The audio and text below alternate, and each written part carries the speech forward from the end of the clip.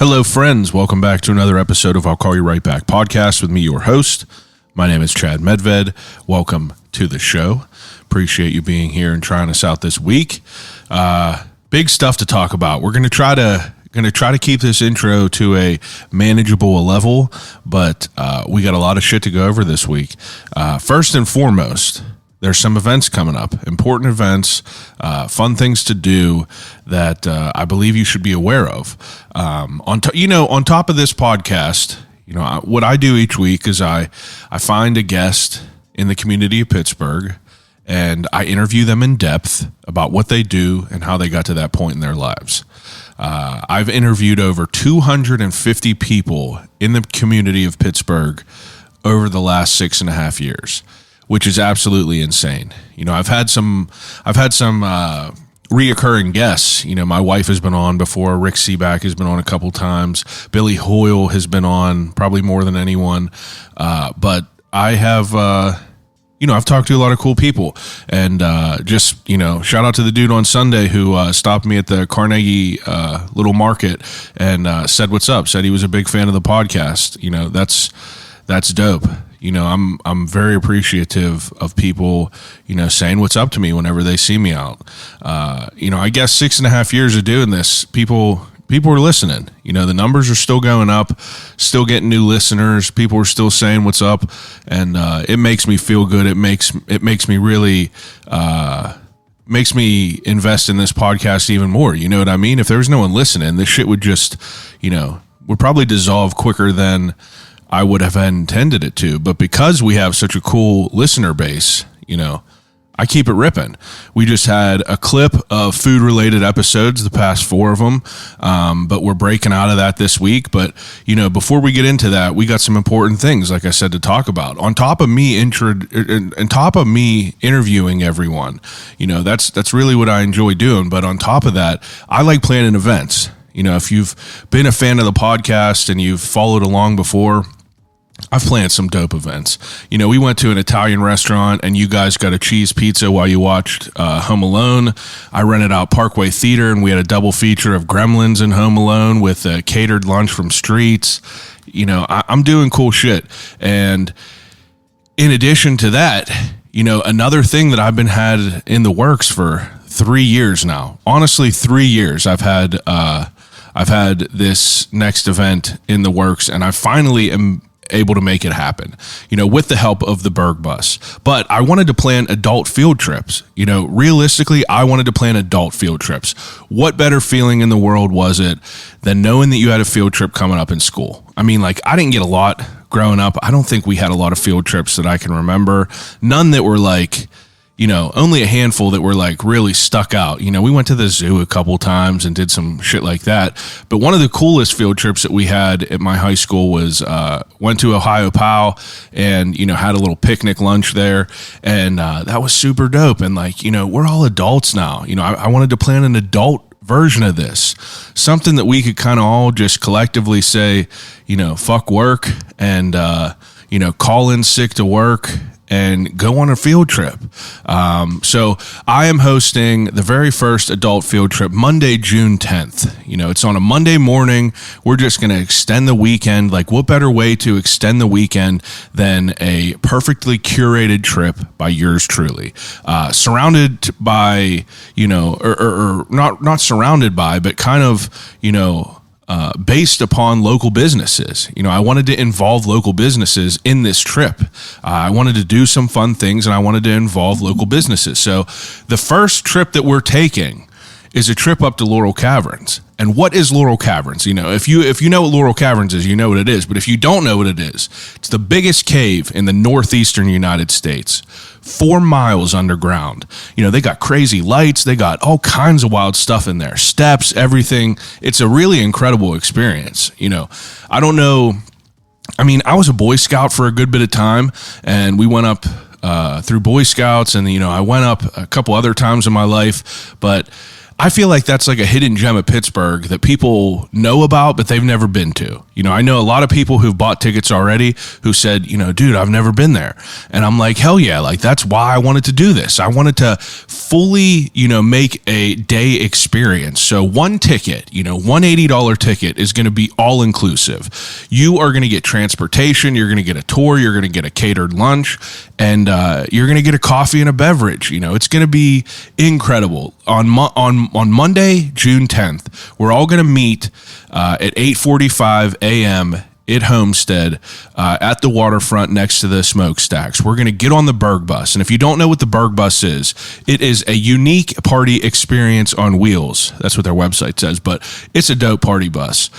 Nick and his wife, Kat, are doing really awesome stuff with the Berg Bus. This place does shuttles to and from Burgettstown for shows. Like, they do drag bingos, they do comedy tours, and I did the benefit bingo for Odd Pittsburgh with the Berg Bus, and Nick has been so cool. I kind of pitched him the idea that I want to do these adult field trips, but you need to have a bus, right? What's better for a school bus, or what's better than a field trip than a school bus? Like, you got to have a school bus.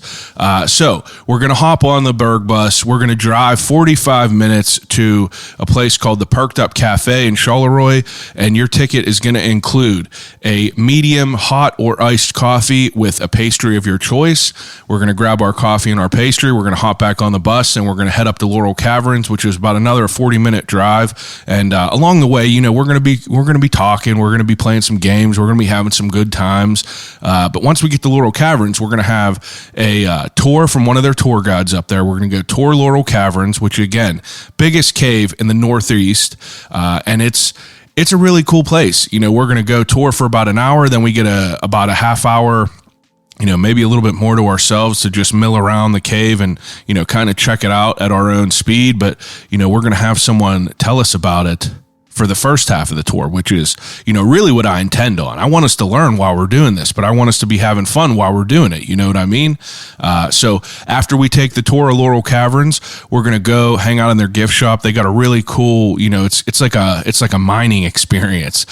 You get to go, or panning rather. You get to buy like a bag of sand that has like minerals and rocks in there. And there's a man-made cave with like a water trough that goes through, and you get a little sifter and you sift through this bag of dirt and sand, and you get these minerals and you get these rocks, and it's just it's something, maybe it's a little adolescent, but hey, call me a kid, because I'm going to be doing that. I do it at the Ren Fair. I like having a good time, and that's where this field trip's coming from. So after we go and we do this at Laurel Caverns, we're going to hop back on the bus, and we are going to go to a place called Mingo Creek Park, which is a fantastic hidden gem in the city. Not really in the city, outside of the city, about 25 minutes outside, in a place called Finleyville, around that area, if you're familiar. If you're hip to Finleyville, we're going to go to Mingo Creek Park, and we are going to have a picnic lunch, a brown bag picnic lunch, but it's going to be a little bit more elevated than your middle school bologna and cheese, if you will. Again, I wanted to involve local businesses. One of the local businesses I frequent a lot is the Carson Street Deli down on Carson Street. Absolutely fantastic. And I hit him up, and I was like, hey, man, his name's Austin, the owner.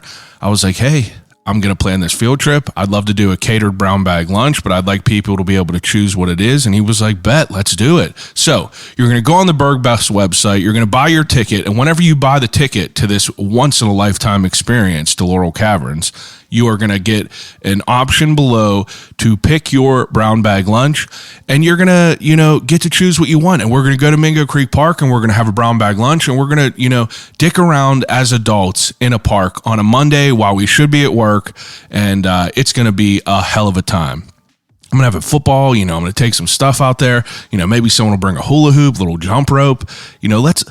Let's really ring it in. You know what I mean? Maybe someone will bring a baseball mitt and a baseball. When's the last time you had a baseball mitt and you threw a baseball back and forth? There's something about throwing a baseball back and forth that'll shave a couple years off your life. But it's going to be a great time. I'm telling you, it's over halfway sold out. I think there is maybe 8 tickets left, 8 or I think maybe 8 tickets left. Jump on the Berg Bus website. You could go to my Instagram at I'll Call You Right Back. Look at the link in the bio. Berg Bus, bergbus.com. You guys know how to use the internet. Grab yourself a ticket. Buy a ticket, take the ride on the very first rendition of adult field trips by me. I got some stuff in the works, so you guys gotta keep your ear to the ground, if you will. Follow me at I'll Call You Right Back. Follow the Berg Bus to keep up to date on all that. And moving along, the reason that we're right here, I told you that this is going to be Monday, June 10th. Well, you could ring it in one day earlier with my guest this week. This week I sit down with a lady named Erin Hosfield, who is a amateur herbalist, an artist, a painter, a tattooist, and now a published novel, or now a published author rather. And she has just put out her first book, Lacuna. It is a novel fiction, kind of I can't even give it away. Actually, we kind of talk about it in here. So if you're listening to this, there's spoilers in this week's episode. It's like a love story, it's great. I have been a voracious reader as of lately rather.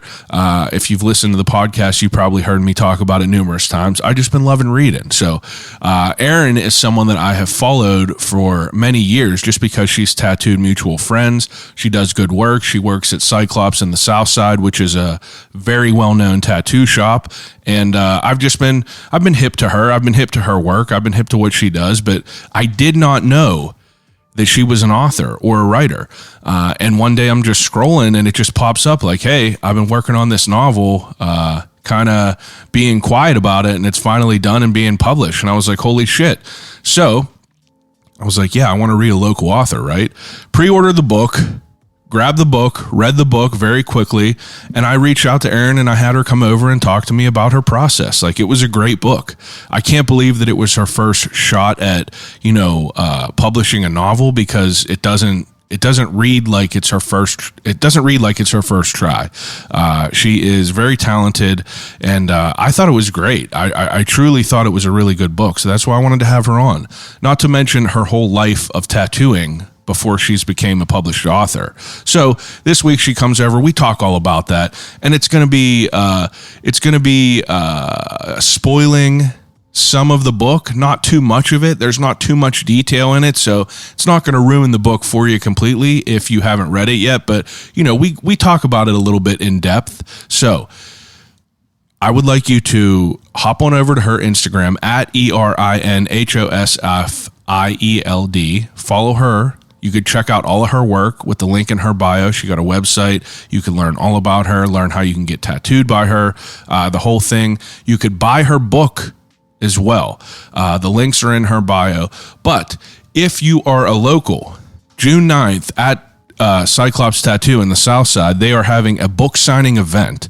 It's going to be, it's going to be a good time. You go down to Cyclops Tattoo, check out the shop, and Erin is going to be down there talking to people, selling her book, signing her book, and it's a good opportunity to meet her. It's a good opportunity to meet a bunch of people. I'm sure there's going to be a lot of people down there.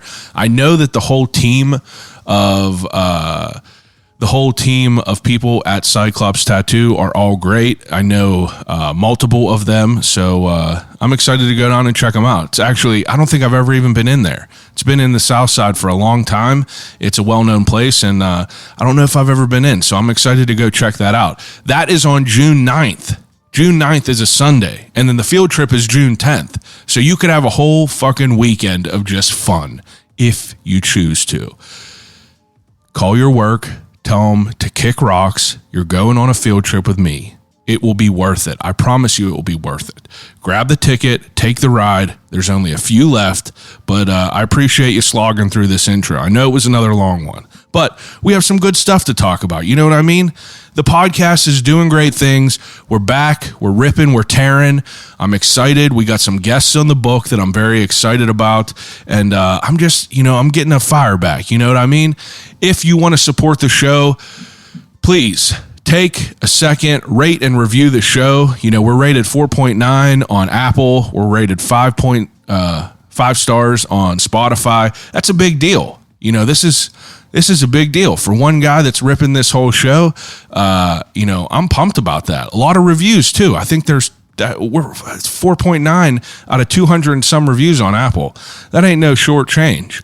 So it's much appreciated. If you haven't rated the show yet, take a second, 5 stars, help me out.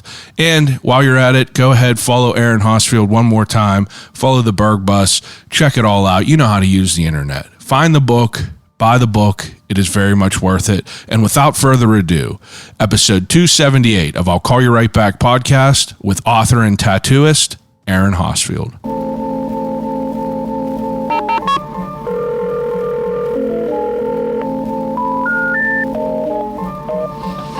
Telephone. Hello?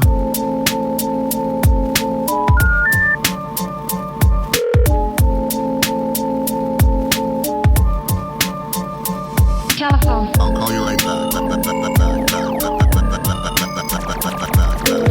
you right back. Telephone. I'll Call You Right Back podcast. Excited about this. I appreciate you taking the chance to come over and do this. I'm buddies with Porter, and he saw that I was reading your book, and he was like, "Fuck yeah, this is awesome!" And I was like, "I'm excited to have her on the podcast." And he was like, "Oh, she said she's going to do it." So I said, "Yeah," and he was like, "Fuck yeah, I'm pumped about that." Toss some headphones on; it'll probably make you feel even more weird. Yep. You probably never listened to your voice through a set of headphones. No. Oh God. It's all right. Is the volume all right? Yeah, I think so. Okay. Crack the Diet Coke. You're a Diet Coke avid drinker? Terrible addict. I tried to stop for a while. Multiple a day? Yeah. If you allow yourself? Yeah, if I'm being truthful here. It's hard. I love that sweet aspartame, man. I know, it's so hard. And I don't drink beers or anything that, so it's that's my vice. I like seltzer besides that, but Diet Coke is usually that's the vice. There's just something about it. Yeah, it's chemically engineered to make us addicted to it. That's what it is. It's funny. I was a huge Diet Pepsi stan, in college. That's all my best friend and I were Diet Pepsi all day long. And wow. Then we just made the switch, and now I can't go back. I remember growing up, I was way into I don't like regular Coke. Yeah. I'm not a big fan of that, but I used to like Pepsi way more. But yeah, I don't know. Maybe our older palates are a little bit more, advanced. That's why we like Diet Coke. Maybe. I will allow myself a full flavor Coke if I'm getting tattooed or something because of the sugar content. Yeah. But other than that, I don't want that. No. Yeah, I mean, why have a 40-gram sugar beverage in 12 ounces? But either way, okay. I appreciate you coming over. I'm excited about this. I hope that you're not too nervous about this because this is going to be very easy. So I usually tell people how I came across them, but I've known about you for a long time. Yeah, same. So, I mean, by profession, you're a tattooist, right? Mm-hmm. Yeah, almost 19 years. 19 years. 19 years. Wow, that sounds gross to say out loud. Yeah, this July will be 17 years I've been at Cyclops. Wow. Mm-hmm. When did that open? 2006, and I started in 2007. So I started right around their first anniversary. Oh, that's cool. Are you from Pittsburgh originally? Somerset County. So Western PA, I had family, both Somerset and Lancaster County, but all Pennsylvania. After high school, I went to Cal U. Penn West now, which sounds like a prison, so it's Cal U. What is Penn West? Penn West is what they rebranded, a lot of the state schools. So Cal U is now Penn West. It's not called Cal U anymore? No. Oh, I didn't even know that. That's what it says on my diploma, so that's what I'm going by. Okay, yeah, that's good. Cal U. I mean, that was our 13th grade. We had all of our seniors either went there or Slippery Rock. Mm-hmm. Just because I was from Elizabeth Forward, so it was 45 minutes away, maybe not even that. Okay. You're from Somerset. Was it small where you were from? Oh my God, the smallest. And I lived in the sticks. What was it called? I am from Stoystown. Stoystown. So I can give the marker of 1 mile from, I grew up about 1 mile from the 9/11 memorial. Oh. So it's right, you go up the road, here's the memorial, boom, there's my mom's house. Wow. Right there. How many people did you graduate with around? 90 maybe. Oh yeah, so There definitely were cows smaller. in the field next to my high school. People would drive their tractors in. Yeah, it was remote. Plus, I lived out of district too because my mom taught at my high school, and like the district I lived in was even smaller. It was like 30 kids were in my class. It was like Shade Central. Wow. So she pulled me, and I got to go to that school because she taught there. So I did high school there. Conemaugh Township. What did she teach? English. Okay. So that My mom was a big part of this. We get into that, understandable. Yeah. Actually, I do remember reading that in your acknowledgments at the Yeah, end. she was my number one. Well, that's cool. I mean, like that's cool to hear. So, like, I mean, growing up in a small town, like, what kind of stuff are you into? Nothing. Like I lived in the middle of nowhere, so it took almost 40 minutes to get to school in the morning. Holy shit! Nobody would ever come to my house because it was too far away. Yeah. So our closest, we had a neighbor, and then there was like nobody. So I did a lot of reading.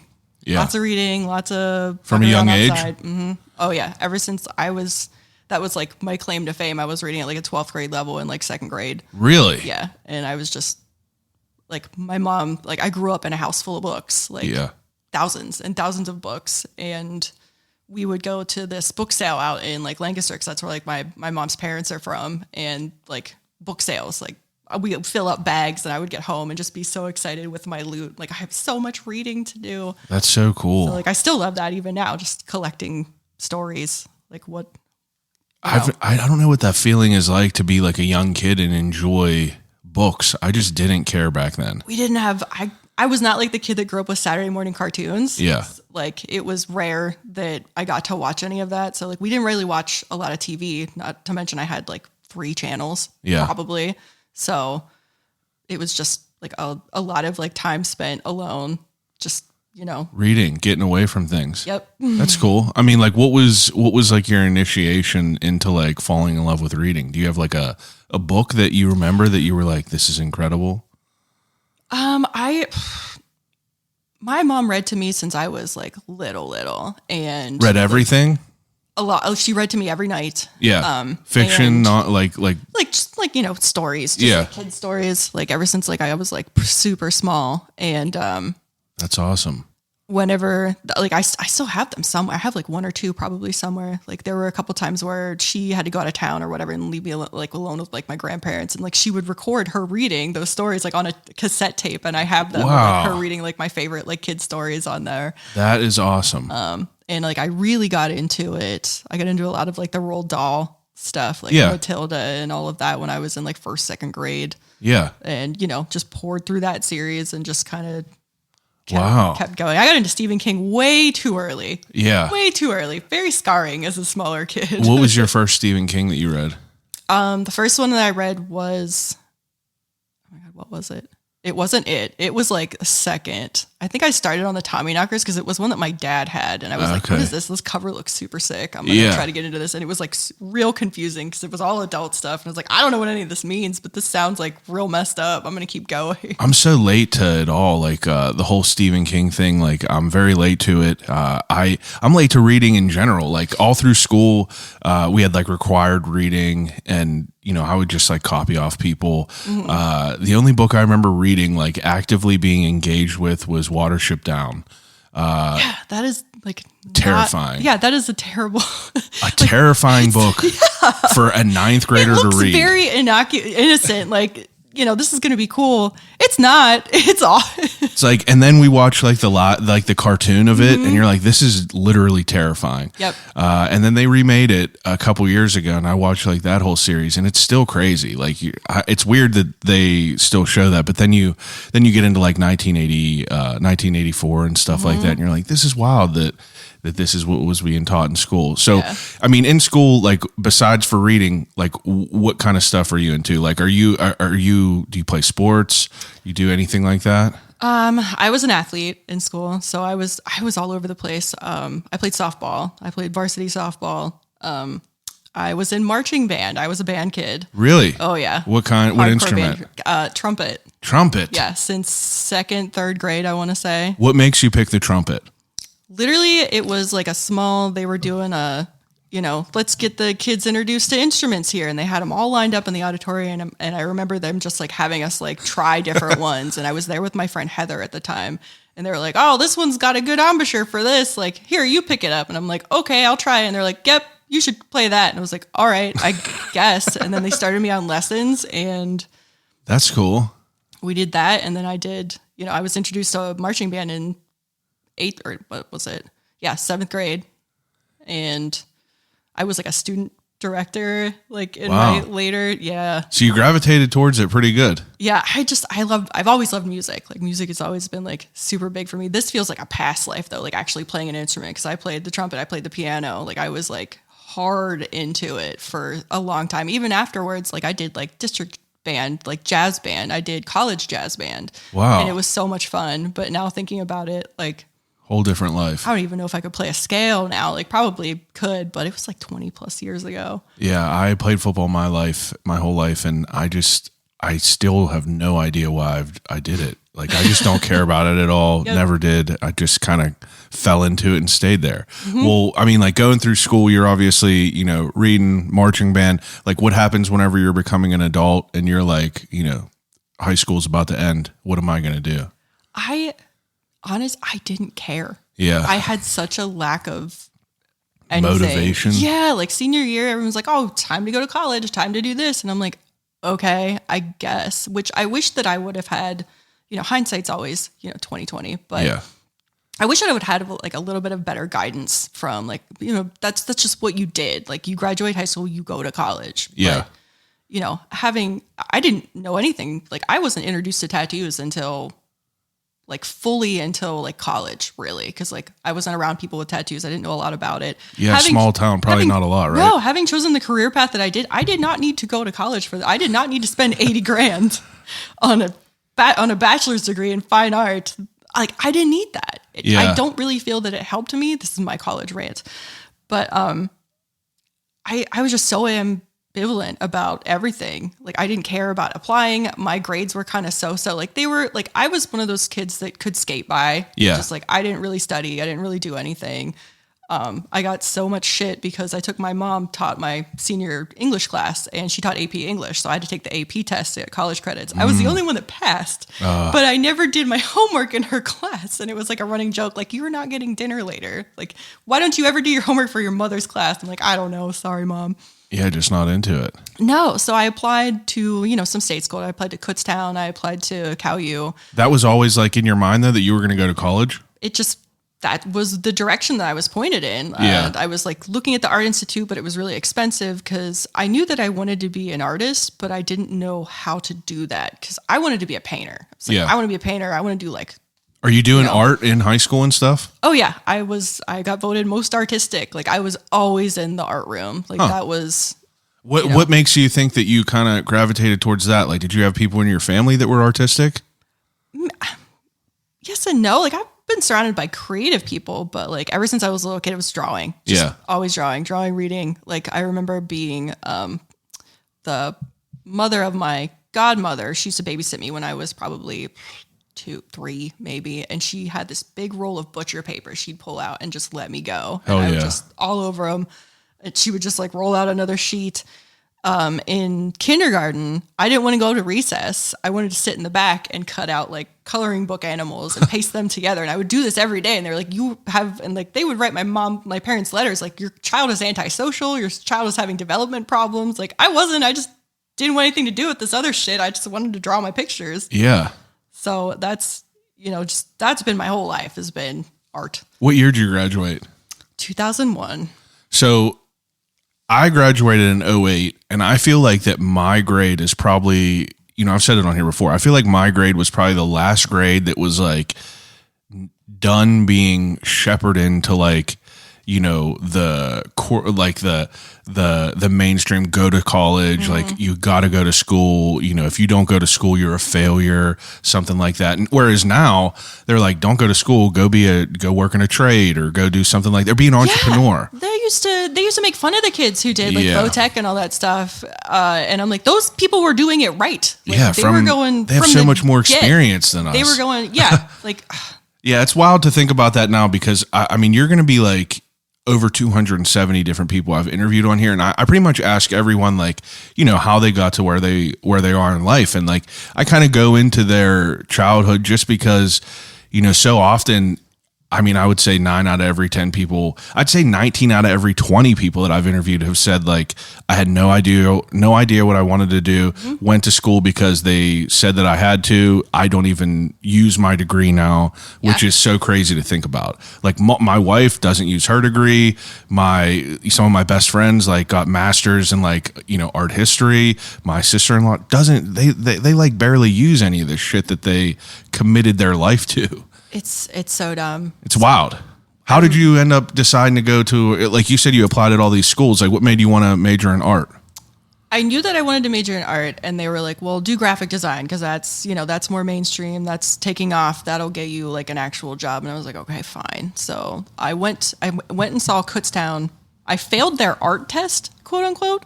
They told me I failed it. You had to do like 3 different pieces in these categories. So I did. And they were like, you failed this. Subjective like, art. What do you mean? I failed? What do you mean? So I was like, okay, this is out. Plus it's like super far away. I don't really care. And like, we went to go see Cal U. Like I went with my mom and a friend of mine at the time. And they were like, oh, congrats, you got accepted. And I was like, cool, I guess I'm going here. Yeah. Because I like cared that little about it. Because it all just was so foreign to me. Like the idea of student loans and like, oh, you have to repay this. I'm like, that is far into the future. I don't care about it now. And now I'm like, well, shit, man. Yeah, and it's like, I'm gonna like shake 18-year-old me and be like, don't do it. I know. Well, we're like, imagine like the person you were when you were 17, 18 years old. It's just like a lifetime ago. 100%. Like I was so stupid and I thought I knew everything, Yeah, everyone. I'm like, I'm invincible. Like I'm 18, this is cool. And I'm like, you idiot.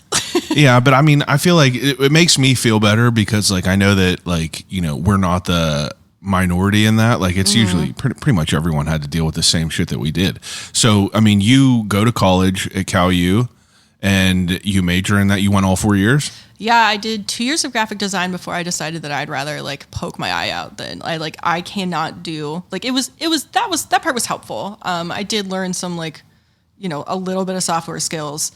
I took like a senior level class my freshman year, which was a horrible mistake because this program is obsolete. Quark Express, it's horrible if anybody knows. I've never even heard of that. It's the worst. It was like electronic desktop publishing was the course that I took. It was awful. I wanted to die every single day. And the instructor was so mean, but I was just so turned off by graphic design because I'm a hands-on person. I need to work with my hands, whether it's, like crafting, I need to do something like that. So it just like wasn't in my wheelhouse to continue on as a graphic designer. So I talked to, my advisor and she was like, yeah, totally change your major to fine art. Like we'll be able to like find you tons of jobs. This is a great avenue for you. And I was like, cool.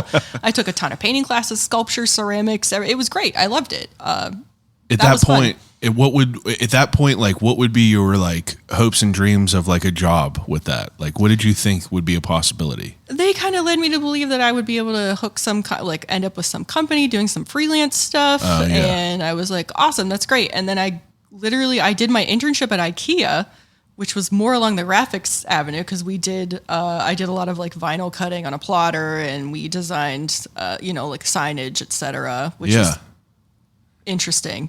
Got a lot of peek into the bowels of IKEA actually, but and then I went to graduate and I was like, okay, like we're getting ready for job placement, whatever. And they were like, yeah, you should probably like get your teaching certificate. And I'm like, what do you mean? They're like, that's about all you're gonna be able to do with this bachelor's in fine art. And I'm like, where was this when we discussed changing my major 2 years ago? Yeah, I don't want to be a teacher. Like my family is teachers.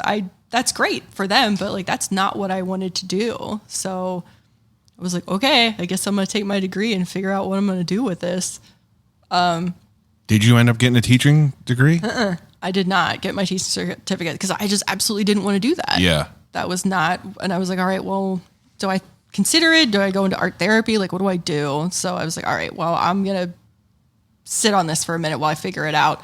So I just went back to I worked in restaurants forever, like front of house, serving, bartending, what have you. Did you have tattoos at this time? I had 2 because that was when like my little the little tickle of interest started coming because like my roommate at the time was getting tattooed by a mutual friend of ours in Bell Vernon.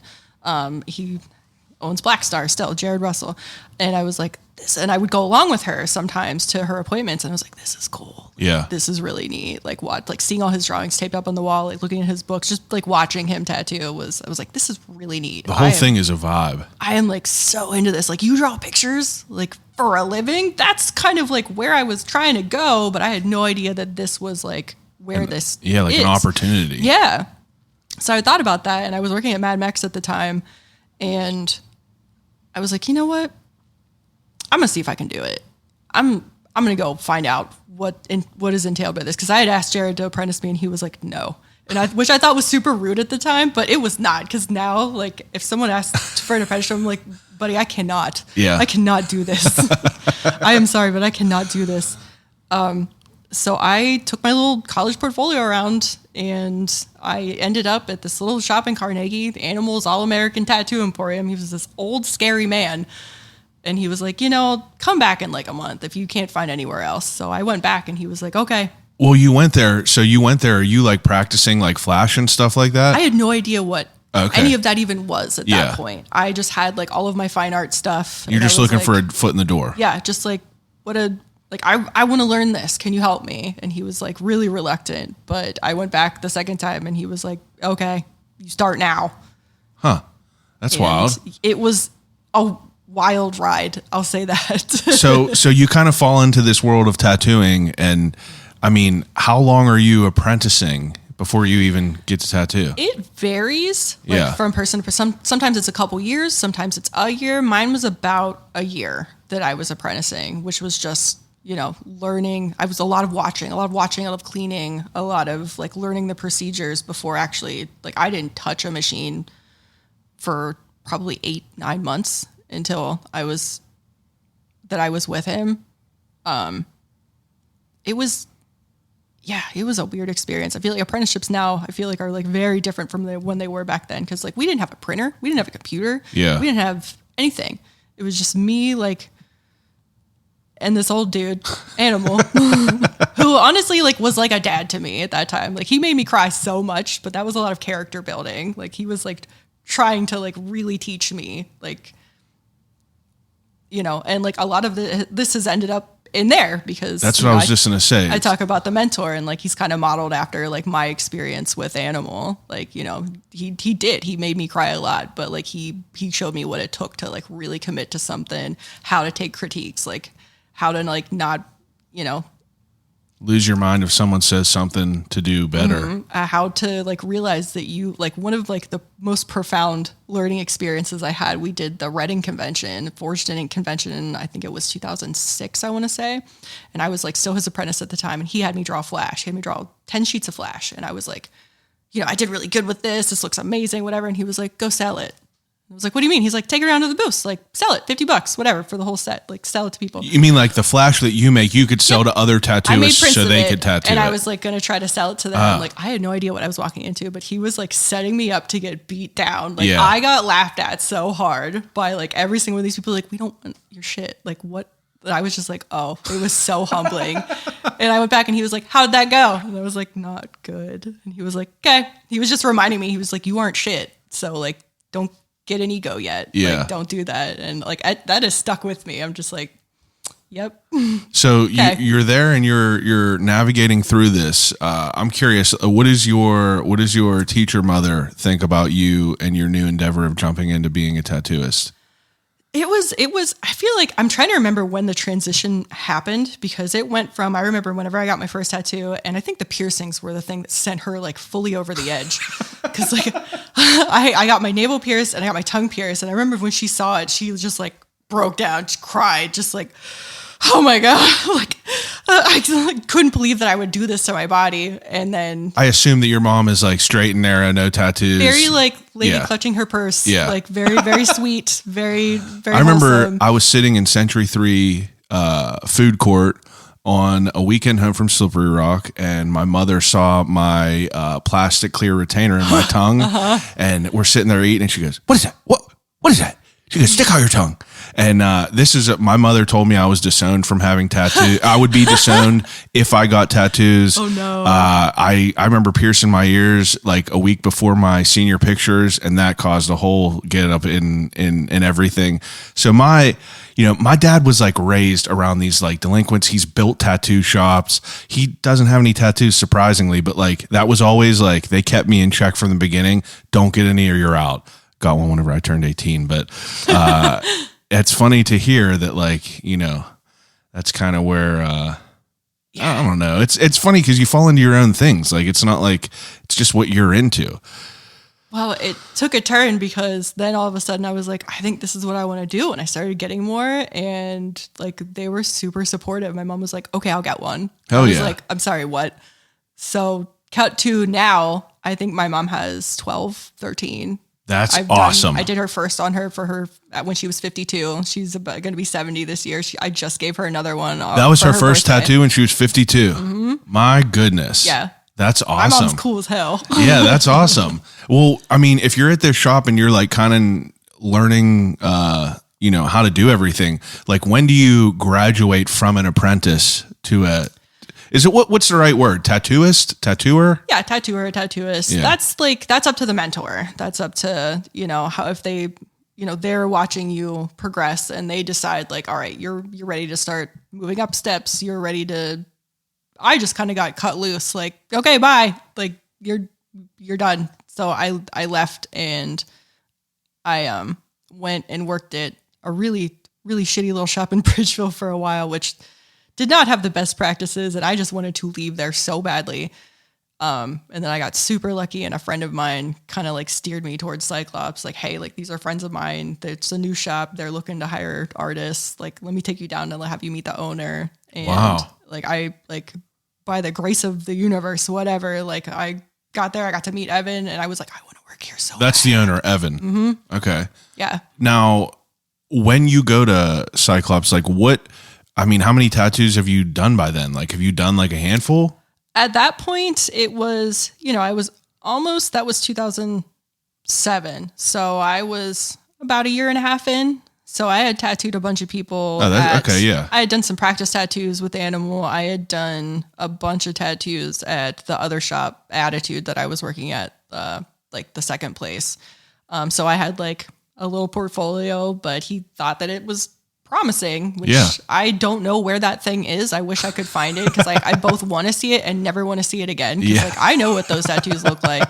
And, they're first year tattoos. You're terrified every time you pick up a machine. Like, like the first time you did a full tattoo, like were you just horrified? Yeah. What was it? The very first tattoo that I did that wasn't like on myself, wasn't practice, whatever, was on my friend Janelle. It was on her foot. It was a little sugar skull. It's about yay big, like 3 inches, whatever. And I had to make my own needles for it. I had to. What do you mean make your own needles? So now we're into, it's 2024. A lot of artists use like the pen machines, the cartridges, everything's pre-made, like, and you can buy like needles on bar also for people who use coil machines still. But for a long time, like I feel like this is a practice like long gone, but you had to make your own needles. Like you had to solder them. You had to like make the groupings. Wow. Each one. I literally had no idea about that. Mm-hmm. So I learned to make needles. Like he taught me how to do it. He's like, you're going to do all your tattoos with your own needles. And I was like, okay, I guess. Oh, wow. So we had to, you had to put them together. You had to sterilize them. You had to do all of that. So I'm glad that is not the case anymore because it's very time consuming. I bet it's probably way easier now. So time consuming to even, the first however many years I was at Cyclops, we still used metal tubes. You had to scrub them by hand. You had to sterilize them. And now everything's, single use. But, we don't have to do like the hours of scrubbing and autoclaving and everything to make sure everything is sanitary, which is kind of lovely. Yeah. I don't ever want to scrub another tube. It's probably good though to like have that like initial education where you learn from the ground up. This is history. Like yeah. So I'm happy that I got to be part of that and like learn, this older practice that is like kind of obsolete at this point. Like nobody needs it anymore. So you were making all your needles for this sugar skull on your friend Janelle. This 3-inch tattoo took me about 5 hours. I just remember her armpit sweat, like going the whole way down her body. And she was just like death gripping the chair. And I was like, I am so sorry. But she still has it to this day. Like I see it every once in a while. I'm like, oh, there it is. Like, still has color in it. That is amazing wild to me, but I felt so bad. Like, I mean, you got to start somewhere, right? yeah, you do. Like, that's the only way you learn. Like, you gotta do it again and again and again. You gotta fall down and you gotta get back up. And, you know, throughout the course of your tattooing career, you're gonna fall down a lot. Yeah. But you got to get back on the horse or else. And I mean, like, you obviously are on the horse if you're still at Cyclops. Like, I mean, so you get down there and you start tattooing. You're like a, you know, full-time tattooist at like what, I mean, like, where does like it go from there? Like, are you just like getting your reps in, doing like walk-ins, stuff like that? We were, you know, we still are a street shop, but like now I do a lot of appointments, like mostly appointment only because it's been a long time. So I've built a clientele over the years, but it was walk-ins for years. I mean, what was the South Side like back then? Wild. Like 07? Wild. 07, 08, 09. Like we were open, you know, we were open noon to midnight. So oh, really? The weirdos came in after 9. I'll tell you that. The weirdos. But yeah, it was just like we did a lot of flash, like just like a lot of stuff off the wall, or people would come in and, you know, want whatever was popular at that time. Just, you know, did 100 little tiny, it was like when Rihanna was a tattoos, the whole thing, like stars on the shoulder. That was, you know, it was just like, you can look at tattooing through the years and see like, all right, like what celebrity had this at this point in time? That was like one of the popular things. Oh sure. My goodness. So you can kind of categorize like Pauly D nautical stars and stuff. For sure. For sure. That's the best. Like tribal and everything like that. I'm trying to bring that back. Yeah. Like, let's bring tribal back. Let's do it. Yeah. I mean, I don't hate it all completely, but I remember whenever it was like, you know, that was the popular stuff. Mm-hmm. It was like, that's interesting to think about that. So your experience being a street shop, like, I mean, I'm sure that it was probably sucked a little bit back then doing all this like random shit that you weren't really like passionate about, but it's like you're getting your reps in, right? It's also how you learn like what you like and what you like to do, what you're, you know, gravitate towards versus what you don't like. And it's also like all of it is a learning experience. Yeah. It teaches you, like, especially working in a street shop environment, like you learn how to get faster. Like, you know, you have to maintain the quality of the service that you're providing, and like, but you want to be what efficient. But you got to be efficient because like people are waiting. Yeah. So like, what did you like doing back then, and what did you dislike doing back then? Because obviously now you do a lot of like, you know, like floral type stuff, a lot of organic, a lot of flowers. Yeah. Was it always been like that? I don't even, like, I've gone through like several phases of like, who do I want to be as a tattooer? Like there was a time where I was trying to do like hyperrealism. I was trying to do, you know, I was like going more towards like the traditional era, but like, I don't really, I still don't know really where I sit. I sit on the more illustrative side. So like when people ask me like, oh, what's your style? I'm like, illustrative. Like there's lines, there's, you know, it's not super realistic, you know, a lot of organic stuff, but yeah, I'm trying to like throw back. Oh, we did so many names, so many cursive names. Oh yeah. But like those, like the things that I hated back then were because I still wasn't that great at it. Like I was still learning how to do it the way that I wanted it to turn out. And now I'm like, oh hell yeah, like I'll fuck up a tribal armband. Like let's like not fuck up in the sense that I'm gonna mess it up. And I'll like let's go. Like, let's go. I'll do it. I think that would be really fun.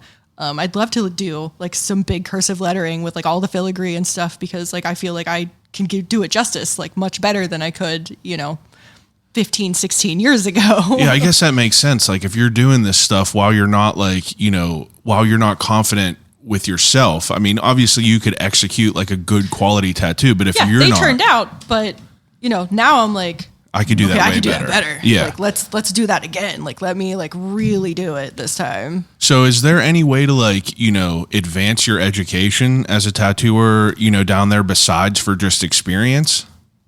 Like continuing at like, yeah, like currently? Were you, like is there like, you know, is there any tattooers that like go to like classes? Do you have like classes or stuff like that? Not necessarily that, but it's on you, because tattooing is a thing where you should never stop trying to learn, trying to get better, trying to improve, because you don't want to stagnate. You don't want to just be like, okay, I'm comfortable here, because you get complacent and you get lazy and you're like, this is fine, I'm just going to keep doing the same thing. Like keep trying, try new things. Like go to seminars, go to conventions, meet other tattooers, watch them. Like, what are they doing? What like how are they like, building like investing in your community is like a big part of it. Like being friends with other tattooers, getting to know people, which I have struggled with in the past, but luckily I'm surrounded by a bunch of extroverts. So they've kind of like forced me into actual real life meeting people. You consider yourself an introvert?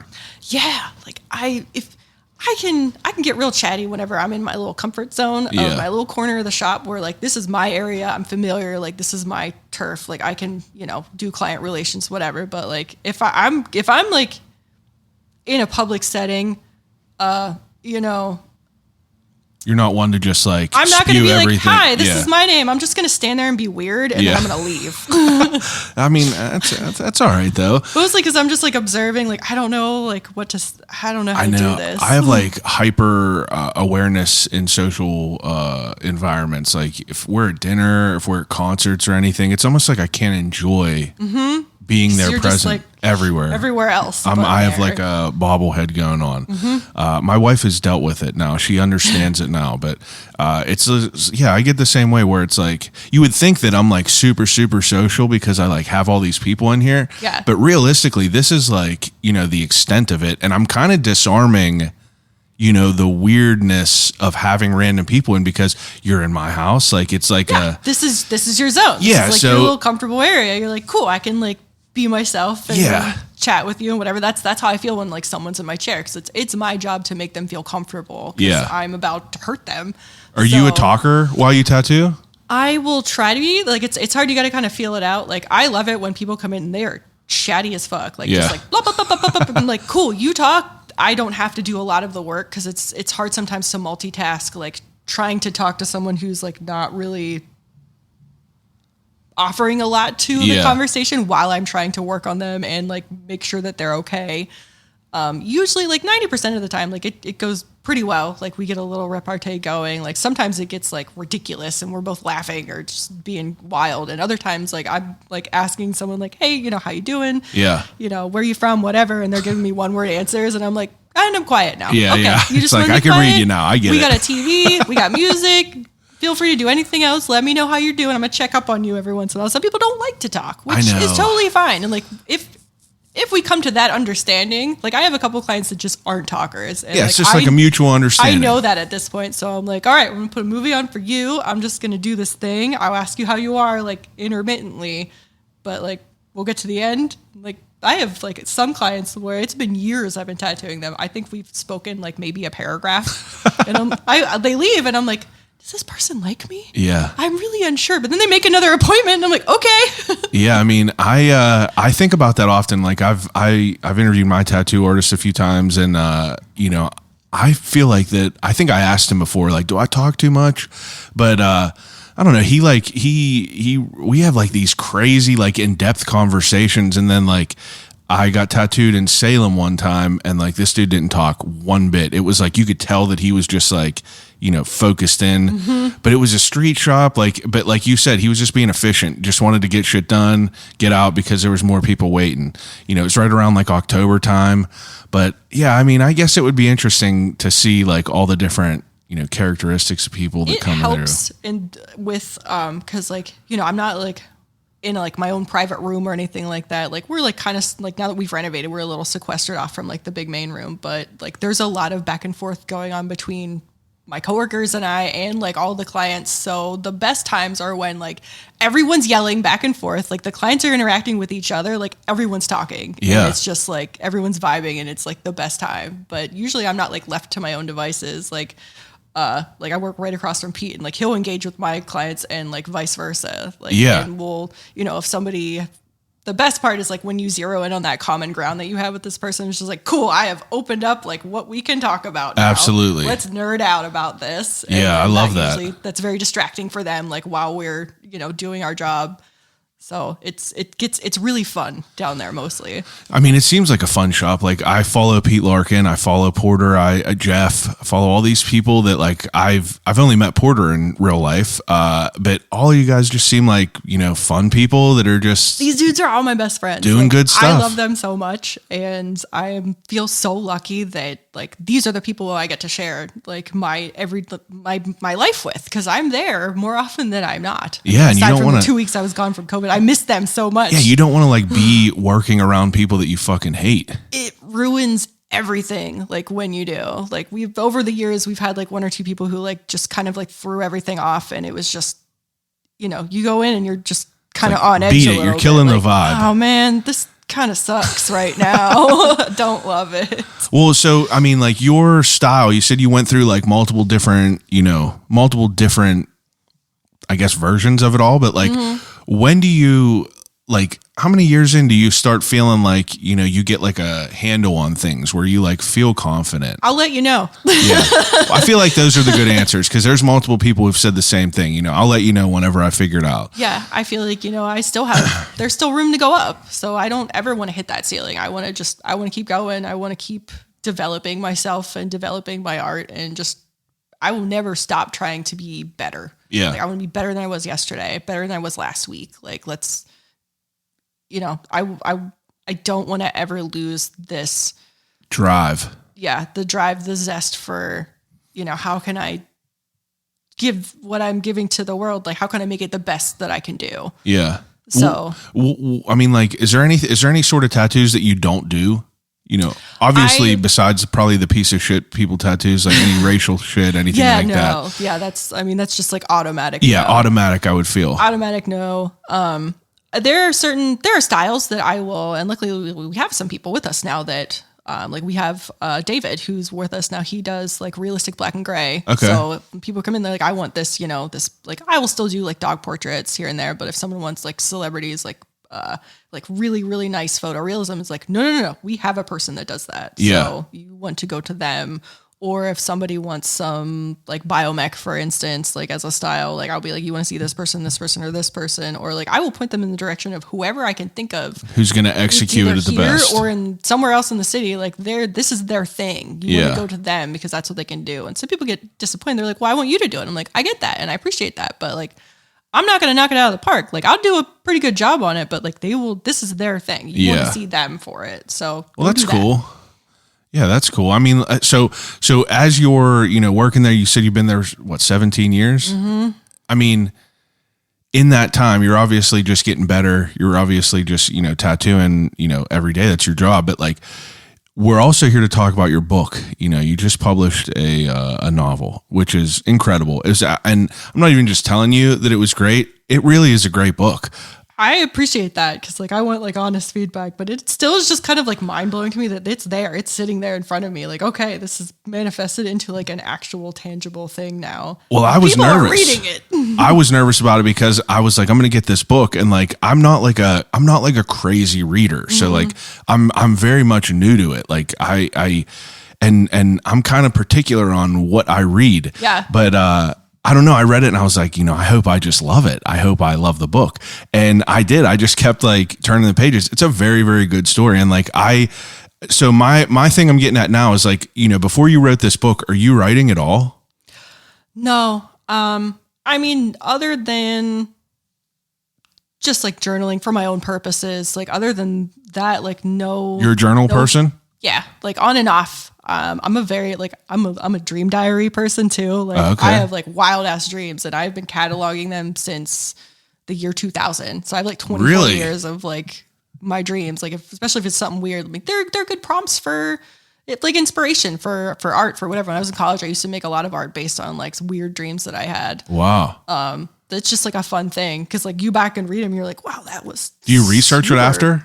Sometimes I don't know how much merit that I find in like dream meanings, etc. Like there's a lot of the common ones, like, your teeth falling out, you're stressed, whatever, which is funny because I just had a tooth pulled. It's gone.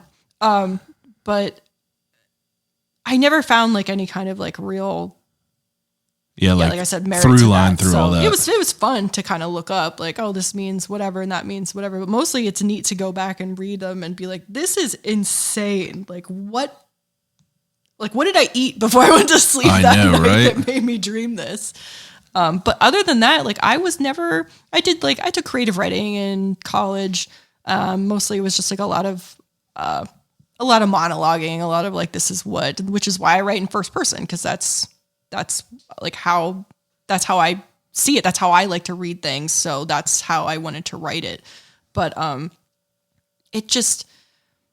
I don't even know where it came from. Like I never set out to write a novel. I never had this like, okay, I have this big plan. I'm going to be a writer. I'm going to, I have this idea. It was just kind of like, when does that come to be? Like when did the idea? Yeah. Like when did you start this? So backstory, I have had this image in my head of this place. So it's a room from the book, like an actual room. And like, I know it like the back of my hand. I know this room. I know how it smells. I know how everything feels. I know the sound, like the rain makes like on the windows. Like I know it. I don't know if it exists. I don't know if I've ever been to this place. I feel like I have, but I'm not really sure if I ever have, or if I was in like a different lifetime, or if it's something that I dreamed. But I think about this room all the time. And like, I'll think about it sometimes when I'm going to sleep. Like I'll just like place, like, where are these items at in this room? It's like a comfort thing sometimes. And I was thinking about it the one day, and I think I was just like having a sad day or something like that. And I was like, what is this? Like, what if I developed that? Like what are the sounds? What are my senses reacting to this? Like what music am I pairing with this? Like what if we just like develop this as a thing? So, I would think about it in the shower. I would think about it when I was running. Like, okay, what do I do with this? And I just started typing on my notes app on my phone the one day. Like, okay, like let's describe it. That's it. You just started typing it. Yep. How long ago was this? This was 2021. April of 2021. And I would like wake up in the morning and like lay on my couch, like with my vape, like just like fucking around on my notes app, just like going. And I mean, were you typing about the characters at all, or was I was it just describing the room and like the city that it was in? And then I was like, okay, well, we need something more of substance here. So who would live here? What would their life look like? And I was in kind of a bad place in my own life. Like my relationship was falling apart. I, post-COVID depression, just like trying to figure out like, who am I? What am I doing? I don't really know. So I was like, okay, let's write a love story. Let's invent two people and kind of see where that goes. So we'll start with this one person, and like, we got to have them meet at some point probably. Cause I'm like thinking of all these tropes in my head. Like, all right, there's like, how do I want to do this? How do I not want to do this? And I was like, I'm just going to like throw everything to the waste. I'm not even going to think about like what I should or shouldn't do. I'm just going to write and see where this takes me. So we're going to get her from point A to this room, and then I don't know where it's going to go from there. This will just be like a little short. How do you say her name? Lena. Okay. Yeah. Now, Lena was the first character you wrote. Yes. And you said that you had an idea of like a city almost in this room. Like whenever I think about this, it almost makes me feel like a Seattle type, And I think it was given West Coast vibes. So that's kind of like in my head, like that's, I just think sort of like what it was modeled after. I almost think of like, and I don't want you to take this as a negative. I almost think of like the stereotypical like Forks in Twilight. That's like rainy and like has like a gray greenish overcast. Okay. So I love those movies because they're just so hilarious. They're good. To me. But the vibe of like the cinematography is so good. I think that's why I like it almost good. as much as I do. So yeah, I mean, throw a little bit of that in there. Like I love like just like that rainy aesthetic. So so you're expanding on the environment, and then you have the main character. Mm-hmm. And when you're writing this main character, I mean, I just feel like it's so overwhelming to try to, because the book is good. It's like, it's very organized, but I feel it's so difficult for even to have a jumping off point. Like, how do you organize that from the beginning? Like, did you have any sort of like structure? Absolutely not. No, part one has gone through so much change. Like even like I have the first draft, the first fully fleshed out draft. Where's the name come from, first of all? Lacuna. The meaning of it is right in the front here because it's thematic, blank space, a missing piece. This is kind of, I'm trying to figure out how to best articulate like how because it took me a long time to come up with a title and even a title for the series itself. Like how far into the book were you before you came up with a title? I was almost to the absolute end. Oh, okay. And then I thought about like, okay, like what are we doing here? What are we doing with this? And then I, because it was just like Untitled Part 1 and then Untitled Part 2, Untitled Part 3, et cetera, et cetera. But it's, there's a theme that will carry over. And like the a lot of the feeling I have centered around this like weird dream memory that I have of like what inspired the whole thing is, a longing for a place that like you're not sure if you ever were there. So like something's missing. Like what is it? And just like a feeling of melancholy and kind of like, it goes with like the rainy atmosphere. So I was just like all vibes whenever I came up with that. So Lacuna is like a blank space, a missing piece. Like she knows that something is missing, but she doesn't know what it is. How'd you come up with that name? Like obviously the meaning means what it is, but like, where did I find it? Yeah. Like I love collecting words. Oh, okay. Just like weird, obscure words or, ones that you don't really see every day. So Yeah. I'll just like go down a rabbit hole. I will highlight words in books that I like I'll underline them. I will write them down on sticky notes. Like, oh, I like this word. I like the flow of it. I like the meaning of it. Sticky note. I'm saving that. Only time I've ever heard that word besides that is Lacuna Coil, the band. That's the only other time I've ever heard of it. I forgot about that band. Long time ago. But that's the only other time. Now, Chimera Part 1. Yeah. What is that? Chimera is... Oh, see, I'm pronouncing it wrong. Chimera. I mean, there's a couple of different ways to pronounce it. And like that really does not... I don't think that has any effect on it. Like the meaning of that, like there's a couple, like there's like a monster that's like made of a bunch of different parts. That's like a chimera, which is... That is not the definition that I'm looking for here. Another one is someone who is a person or an organism that's made up of several different types of DNA. So... Okay. That makes sense. Okay. Now, I feel like that we have to preface this. I feel like it's inevitable that we're going to get into some spoilers. I was just going to say, like, how... I already prefaced this. The past 2 weeks in the intros, I kind of warned people. I was like, if you guys don't want to get... if you don't want spoiler alert, just start reading the book now. Yeah. Because this will come out in a couple weeks. But yeah, I'm going to preface this in the beginning. I feel a little bit better knowing that, like, spoilers are okay because I'm like, I'm going to let some stuff slip. 100% I planned on, going into this whole thing. And it will be brought up in the beginning so people know that there will be spoilers. But because I feel like it's impossible not to, I have to ask you about things in here. Yeah. Okay, so, I mean, when you started this out, like you said, you had Lena as the character and you had the environment. I didn't even name her for the longest time. Okay. I just like picked arbitrary letters for the character names. And I wrote the whole thing. Like she was just L. For the longest time before I actually like gave her a name. That's fascinating to think about that. Because I had no idea. I was just like, I don't know. I mean, so as you're writing this, like when do you start to like gain some structure to where you could like kind of fill things in? I mean, you said that you're writing down everything.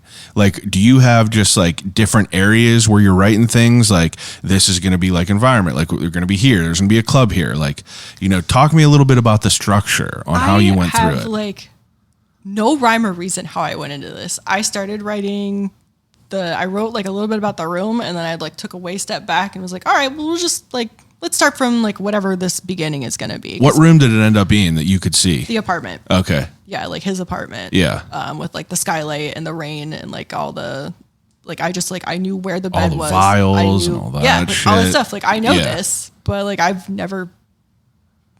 I don't know. Maybe I was there. It's so bizarre. Now let me ask you this: whenever you start writing this, who do you envision whenever you see Lena?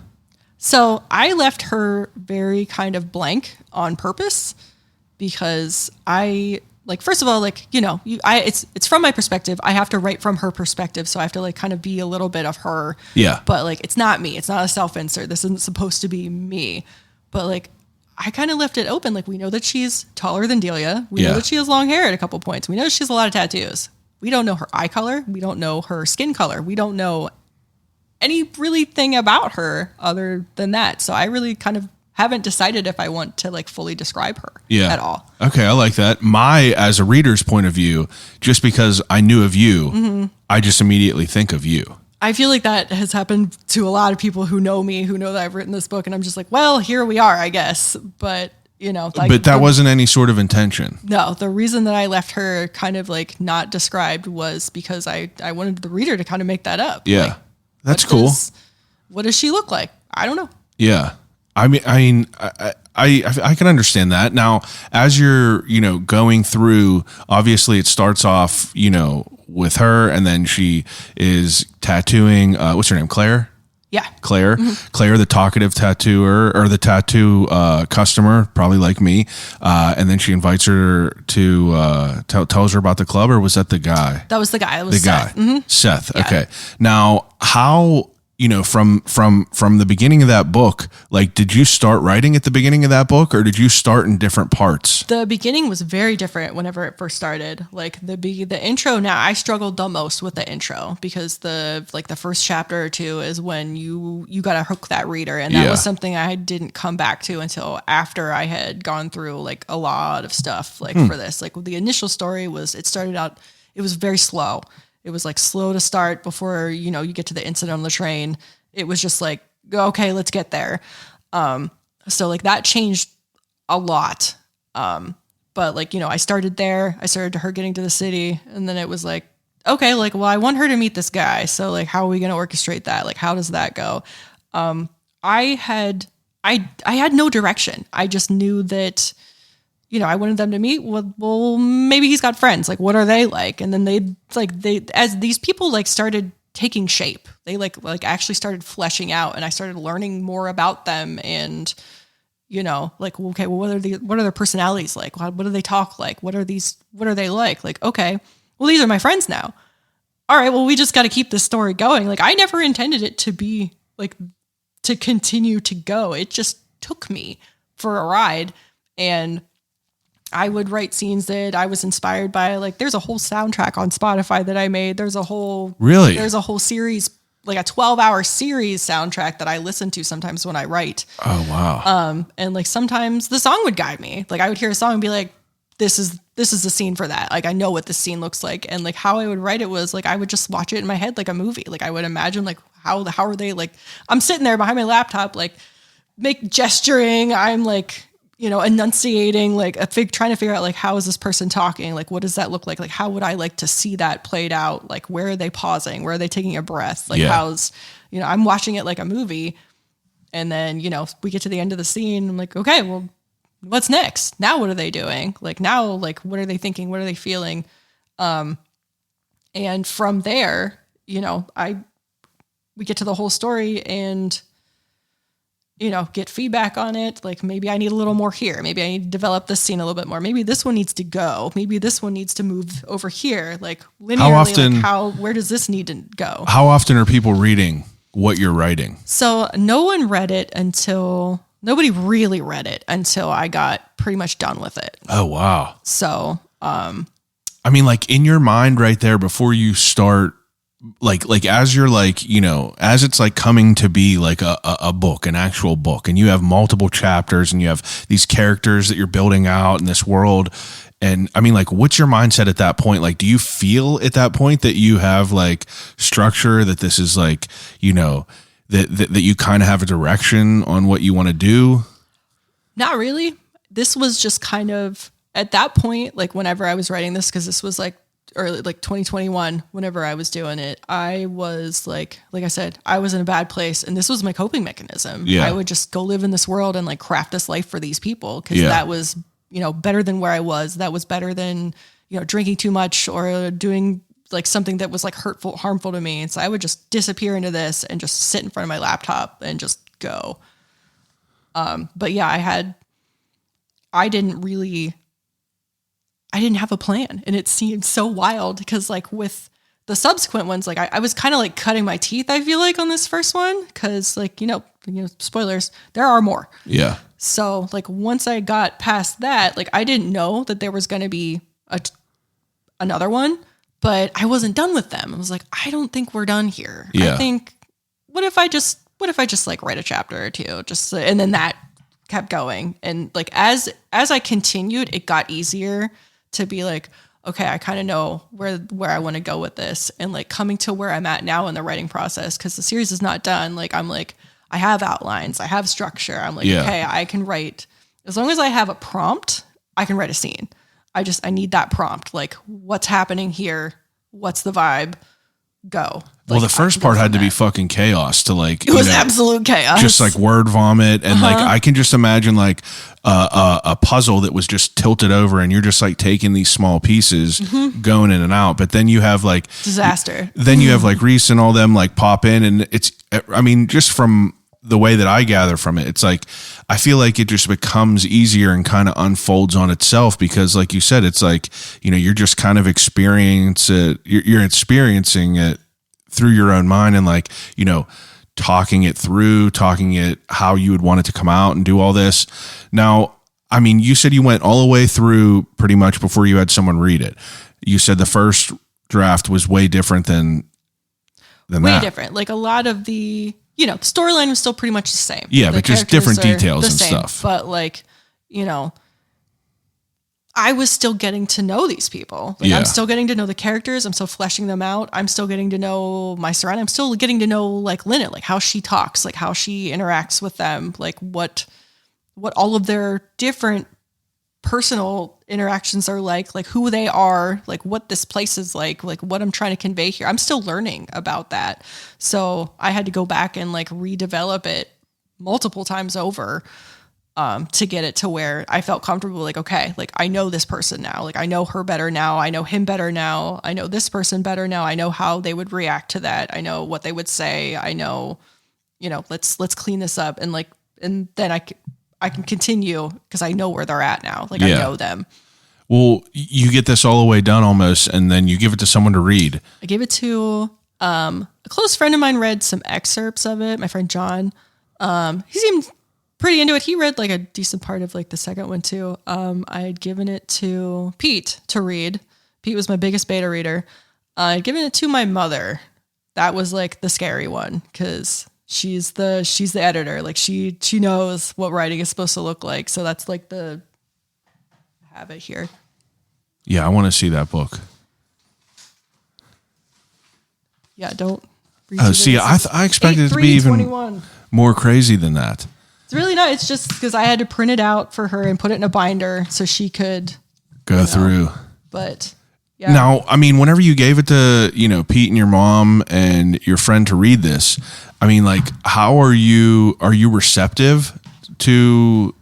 I felt like I had made this whole thing. I wanted a take on it. Like somebody give me I've been working on this because they're like, what are you doing? Like, what have you been up to? And I'm like, well. Were you telling people this? No. Oh. Like nobody knew. Like clients would be like, what have you been up to? I'm like, nothing. I don't know. Like even like when this was coming out, they'd be like, what have you been doing? I'm like, nothing. I don't know. And then I had to admit, like publicly online, like, so remember when I said I wasn't doing anything? I've been doing a lot, actually. Yeah. It was like my own thing. And I shared it with like a very close group of people. Then that was it. And I remember just giving it to them and be like, I don't know, check it out. What do you think? Because my mom was like, I want to read it. Like, what do you mean? Like how much, how many percent was like around how much whenever you gave it to your mom? This was the actual, this is the one. Okay. So it was done. Yeah. Like cause I would tell her, I would send her like screen caps of like, oh, I don't know what happened, Mom. I'm at like 90,000 words now. And she'd be like, sick. Okay, well keep going. Like, where are you at? Like, I want to read it. Like, finish it. Let me know when you're done. I want to read it. Be like, okay. Did you have like any sort of idea of like, a length that you wanted to make it or anything like that? I had no clue. I think initially it was like 140,000 words, which is, I was like, I don't know what any of this means. And then I had to look up because that comes into the whole publishing aspect of it, which is another wild ride. Like certain genres you want to keep like in between a particular word count. That's what they want for like, if you're getting into like thick high fantasy, like you're having a giant word count. Yeah. But like something like speculative fiction, which is what this is, you want it between like 130,000 words. Like you want to keep it in those parameters whenever you are submitting it to publishers. Cause if they see a giant word count, they don't want it. Yeah. And whenever I learned this whenever I was working with, cause I worked with a publishing coach, cause I was way in and over my head whenever I decided to like, see where this could go. And she was like, you need to cut this down. And I was like, what was it at first? it was like close. It was bordering 150,000 words. Okay. And like right now it's maybe 127? around like 120, 127, something like that. Okay. But she was like, you got to cut it. And I was like, How I the hell cannot do you do that? possibly Yeah. do this. What do you mean? All of this is so important, which apparently is like a new writer thing. Like, Yeah. I'm just like, no, I need every single one of these words. And that was like the most important lesson that I learned from her was that like, you can say more with less. Yeah. Like you don't need all these little articles, like all this little bullshit in there. Like, Yeah, like your details is clouding up what the reader is building in their mind. yeah, and like after I was done with her, like, and like I was still learning after that, but I was just like, oh, okay, because it was very frustrating at first because she had to have me like write all of these like very published specific kind of stuff because I had to write like a synopsis. I had to write, a pitch. I had to write a 2-sentence pitch, which was agonizing. But like the synopsis, like it was awful. Like describe this whole thing I in know. 2 sentences. I'm like, how do you do that? Terrible. How do you do that? And like there are ones that exist out there that I think about all the time because they're so good. Like, a 1-word pitch that just tells you everything you need to know about this book to grab you. Like that's brilliant. And like, I can't do that. What do you mean? But, like what I learned from her was like when I wrote my synopsis, it was like 800 words and she was like, cut it to 3. And I was like, fuck you. There's no way. But I did. And she's like, all right, cut it again. And like, she essentially was just like, this is what you need to do. Get back to me. Send it to me when you're done. And like, or she like took me through a paragraph once and she was like, strike this, strike that. You don't need this. You don't need that. You don't need this whole sentence. Like it's redundant. Like, Can you imagine like the goal you got to have to be in that position and be like, nope. It's cutthroat, but know, it's also, it's crazy. brilliant. And like, I was just like, oh, and at first I was really offended. And then I was like, You're right. you just changed how I see everything now. Yeah. Oh my God. Like, okay. Well, how did you go about that though? Like if you gave her 150,000 words and you're down to, you cut out around 25,000, how many pages is that around? Do you have any idea? Off the top of my head, I'm not sure. Cause like, I wasn't even sure how many pages this was going to be. What's the total of it? Once they, the total pages for this, I think it's like 347 is what it ended up being. Oh no, it's 374. Okay. 374. So So that's like normal probably another like size. at least 40 some pages, right? Something like that, probably. Now, I mean, how do you even go about cutting it out? I cut a couple scenes that I felt I was just like, we don't need this here. I don't think we need this at all. So like, let's just get rid of that. And just like, even just cutting words from paragraphs that don't belong or like a sentence or, like you don't really need this, just chop it. Like that will take off a lot actually. And like, there were parts that I ended up adding like after the fact, like, okay, well, like this needs more of an elaboration. We need like a little bit more here. And like, my mom was very helpful for that, like in the, like on the creative writing part, she'd be like, I think that, as a reader, this is what and that's like, that was like the crucial part of, all of my beta readers were like, Pete especially was like, I really want more here. Like, this is like, okay. from a reader's perspective, like I would really like to know more here, or I'd like a little bit more description or like a little bit more of the environment, like getting that take on it. Was super helpful when it came to further like developing it further. Like, okay. And, That's interesting. yeah, just very, very helpful. Like, okay. Like, cause like, I know what's happening. I know where everything's at. Like I can see it, but I need to describe it to them so that they know. Someone who has no idea. Mm-hmm. Very interesting. Now you're writing this and like the one that you gave your mom, I mean, like how much different is that story compared to what came out in the book? It's pretty much similar, just small details. It's the same. There's just a lot of, this was draft. Like the writing is a little different. Like it's a little cleaner here because I had to learn a whole lot about the Chicago Manual of Style and formatting. I did the bulk of my editing myself before it hit like the actual editor. So Would you have considered yourself like a decent, are you good at grammar and all that? Would you consider yourself that? I would say yes. Okay, good. Yeah. My poor mom, just like, and it says right on this front page, verb tenses. Like she was just like, watch your verb tenses. And I'm like, I know. I just kind of like write how I think. And it's not always like completely correct. But I use more run-on sentences than like anything. I'm terrible at grammar. And like, I have my wife try to critique it, and she's definitely better. But I don't know. It's so fascinating to me because, like you said, it's a very new writer thing to, I can't cut any of this out because like, this is like my life's work that I've been working on forever. So like, that's like one of the most fascinating things to me is like how you could really like, thin that out and, like not feel like you're jeopardizing anything.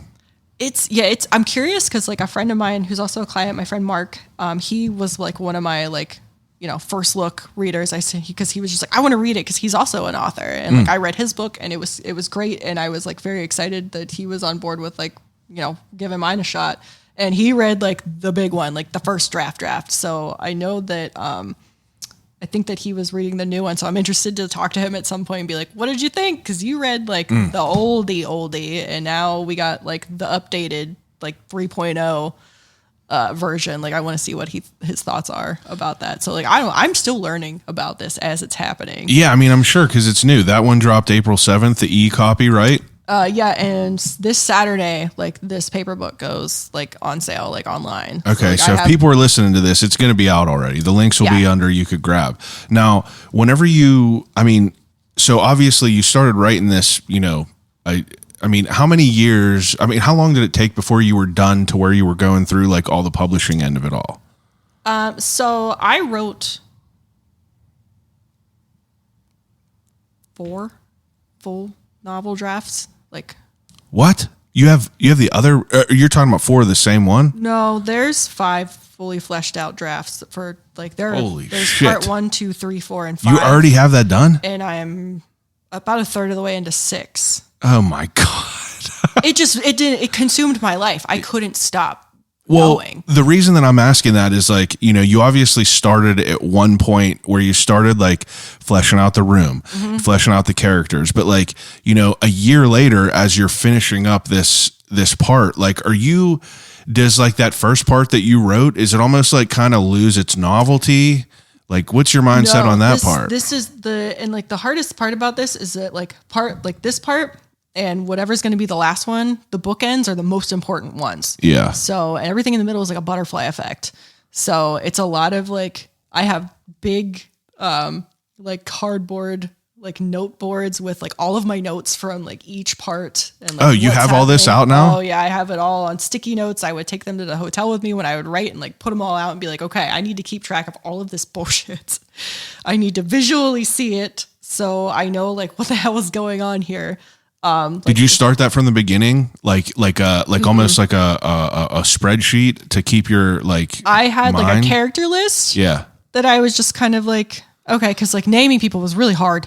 It was so difficult.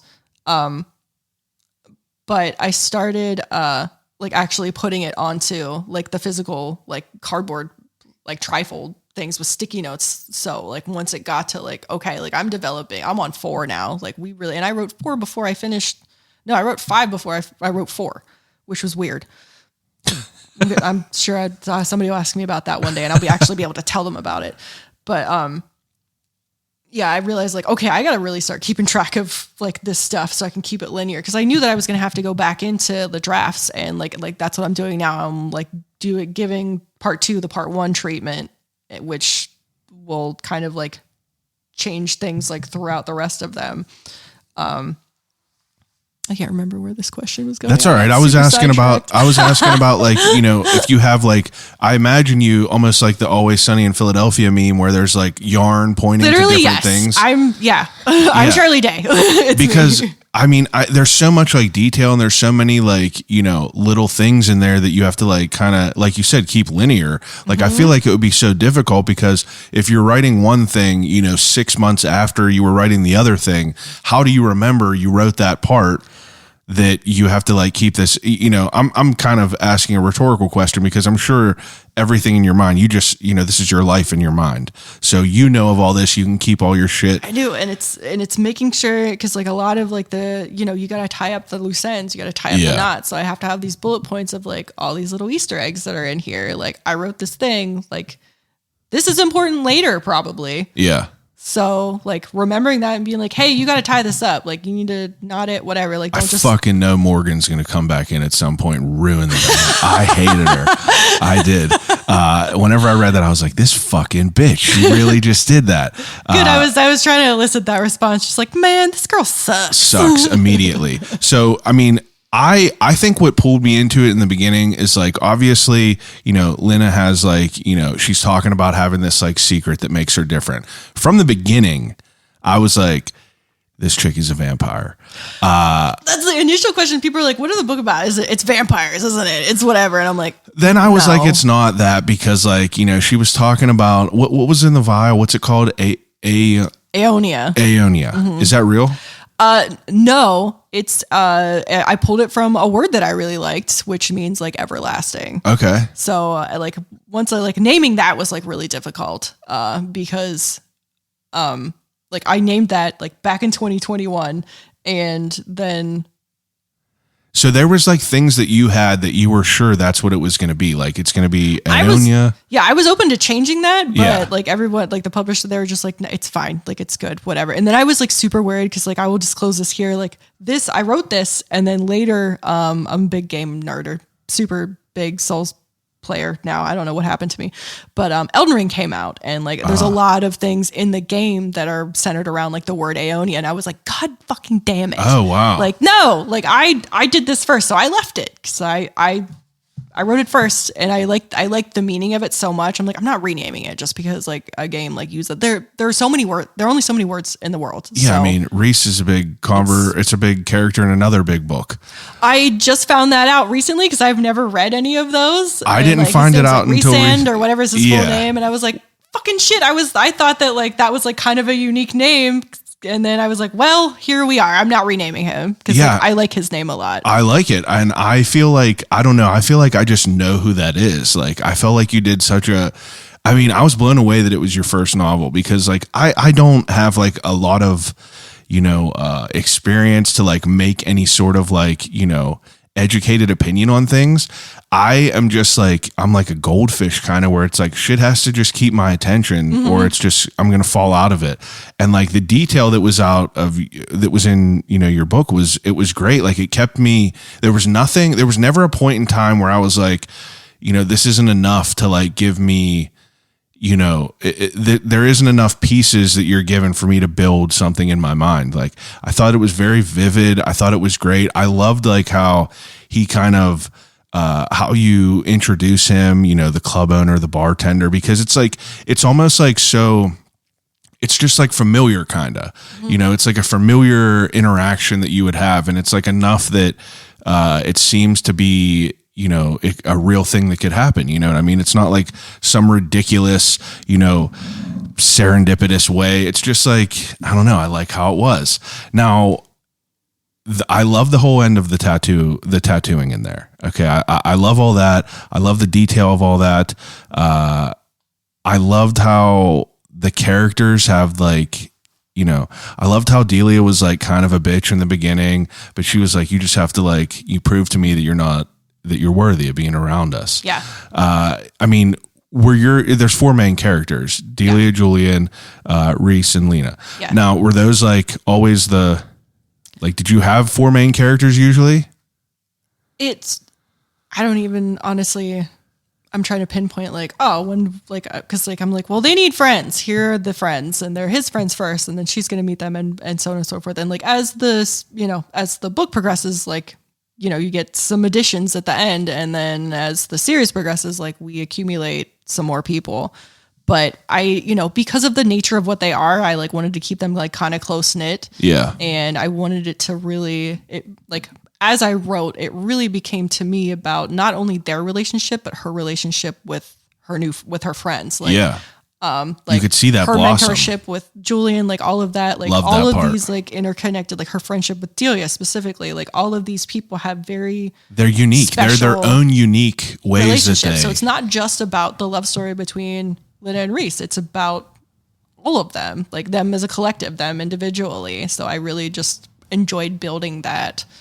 I mean, it is, and from like, I try to like think about this because obviously you know the ins and outs of it all, and I'm trying to think of it as I was reading it. Like, you know, obviously in the beginning, I feel like from the beginning, Delia, I was like, oh, this is going to be cool. Like they're going to end up finding out, everything will be fine. Especially whenever she was like, we're going to be best friends. I could feel it or whatever. But then like the whole like relationship between Lena and Julian is like really where I like really started to love it. Like I loved learning about him more. I don't know why, but I just envision Pete whenever I think of him. So I feel like Julian is more of a Porter almost. Porter? Yeah, because Okay. I have like a real like Porter's my buddy. Yeah. Hi Porter. But like he's my bro. So like I don't know, we kind of have this like goofy back and forth relationship, and like I don't know, but you know, all of these people are made up of everyone I've ever known. Yeah. So yeah, he's got some Pete vibes, got some Porter vibes, got some. And like, keep in mind, I know nothing of like your personal life or like, anything. This is the cool thing for me because I like knowing what other people pictured or imagined, like whenever they're reading, like what are they seeing? Because who were some of the actors that you think of that would fit in here? This is okay. So this is hard because some of them I'm just like this person for sure, and other ones I'm like I have no fucking idea, like at all. Like Lena. See, I don't know because I didn't describe her. Yeah. But like, you know, sometimes for my own purposes, I would just like pick a random person. So I am super drawn. Like if we're gonna go with she's like a Caucasian white lady with blonde hair, like me, I would go with Jemima Kirk, who is like one of my favorite just like random actresses. What is she? She was in Girls, that series that was on HBO. She's been in a bunch of stuff. Because I just really like her. So I'm like, okay, let's let her play it. But like, it doesn't have to be her. Maybe she's not blonde. Maybe she's not whatever. Okay. What about Reese? That's difficult because I have poured over like, who would I make him into? And because he's made up of so many different parts of like, this is like create a character. Like whenever you're playing like a video game and you're like, all right, make your character. Like that's kind of how I've built these people. So there isn't any kind of like hard and fast, like, this person, and it would really disappoint me to see them being played by someone who just like didn't nail it for me. I know. I almost don't want to tell you who I think of. His expressions give me like Tom Hiddleston vibes a little bit, but really we don't have like the bone structure, we don't have the body structure. It's not the same, but he's got like the eyebrows and like the eye expressions that like that gives me Reese vibes, but I don't know who I would choose for it. Who would you pick? Now, whenever I have to preface this by saying that, like, whenever I think of these people, I think of like mainstream people just for like the fun of it all. I mean, just for the fun of it all. I think of like a salt and peppery, like Keanu type. Okay. You know, like I don't know why, but I'm here for it. I could just see him kind of tall, kind of, thin, but not thin, still could like throw someone around if he needs to. Mm-hmm. I don't know why. That's what I thought of. Okay. No, that's cool. I love that. Delia though, it was hard for me to think. It's almost like, and I feel like it's not the best answer, but I think of like Helena Bonham Carter, just because she's like sassy and like, I could see her like just handling business if she needs to, like, speaking up for herself. But I mean, for a minute I thought of, what the hell's her name? Not Emma. What the hell's the one from not Princess Diaries. What the fuck is her name? She played Catwoman. Oh, Anne Hathaway. Okay. I don't know why, but she's not. She's too tall. Yeah. But just like her mannerisms, the way that she was talking about things, that's just what I got. I don't know. What's that like to hear that idea? It's interesting for me because this is what I like about like other people's perspectives on the story. Because I remember having a conversation with Pete about it because like I have fan art that I have made of like what they look like kind of to me in my head, and like I was starting to do like layouts of the rooms and layouts or whatever, and he was just like, "Don't do that." Because like, how I see this might be a little bit different, and like that's the kind of the fun of it. Like you maybe don't always necessarily like want that blueprint. Absolutely. Like it's more fun to imagine it because like how he saw the room was different than how I saw it, like in my head, which I was like, oh, I never thought about it that way. That's kind of cool. Like maybe I don't need everyone to fit it into this box and feel this exact thing that I felt when I wrote it. Maybe they need to have their own experience. So I can give them mine, but what they do with it is kind of up to them, which is kind of neat. Yeah. So that's good. Morgan gave me a Megan Fox vibe. Where I was just like, get the fuck out of here. Yep. You just kind of want to slap her a little bit. Your Machine Gun Kelly boyfriend walking around. Now, I'm very curious. What about Dimitri? I could not think of someone who... It's hard because like a lot of these people, because like I do a lot of like when we do a lot of drawing, a lot of stuff for like tattooing, like I go on Pinterest a lot. I use a lot of like just Google mood boards and stuff. Mood boards. I use a lot of Google models like of like random people for, face structure for whatever. So I'm going on there and I'm looking up like blue-eyed guy, dark hair. And I'm like, that one, this is who I'm going to model this character after. And like, I don't know this person. I don't know who they are. So that's who I see in my head maybe, but like they don't like fit necessarily like an actor like somebody would know. Or like, so like that's a lot of how I've developed these people. You ever see White Lotus? Yes. Did you see the one with... was it season 1 or 2? Not season 2. It was Okay. season 2. You know the boy that was... The boy in quotes that was hanging around with the weird old guy who was supposed to be his like nephew or something. Yeah, and he who ended was up, that? I can't remember. I can't remember his name, but his name. Hold on. Look at it. Yeah, I need to know. like I need a visual. I don't know why, but I could think of him being like just like a fucking dickhead in White Lotus, and I could see him being Dimitri, where like almost like a super charming, like handsome guy in the beginning. There's a lot of charisma there. A lot of charisma, but then he it's just very dark. Yeah, dark as hell. And I don't know. That's interesting. It's so interesting to think of like, because whenever I like read, like, do you still read often? I try to. I go through phases. Like right now, I am trying to get back into like the editing for the second book. So I'm like really trying to go. Like if I have time and I have the mental capacity, all your extra time is going through these books right now. I'm trying to do that because like I have like I have done this. So this is a hell of my own making. Like we've got the teaser for part 2 in the back and I'm like, okay, time to do the work, Erin. And now that like the convention is over and I'm done with COVID, so I should be able to think more clearly now. Like I'm trying to get back into the headspace. Like, okay, like we gotta do this. So I'm not doing any of like my own extracurricular reading. Okay.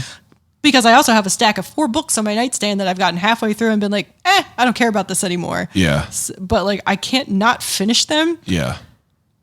I know that I can. These are rules that I've set for myself, but I have to finish them. What do you enjoy reading? Like, what kind of stuff do you like most? A lot, everything. But honestly, I will admit that I read a lot of fluff. I read a lot of bullshit, beach romances. Okay, yeah. Just because it's like watching reality TV. I just need to escape. It's easy, I need to not think too much. I need to just like blow through this and be like, okay, whatever.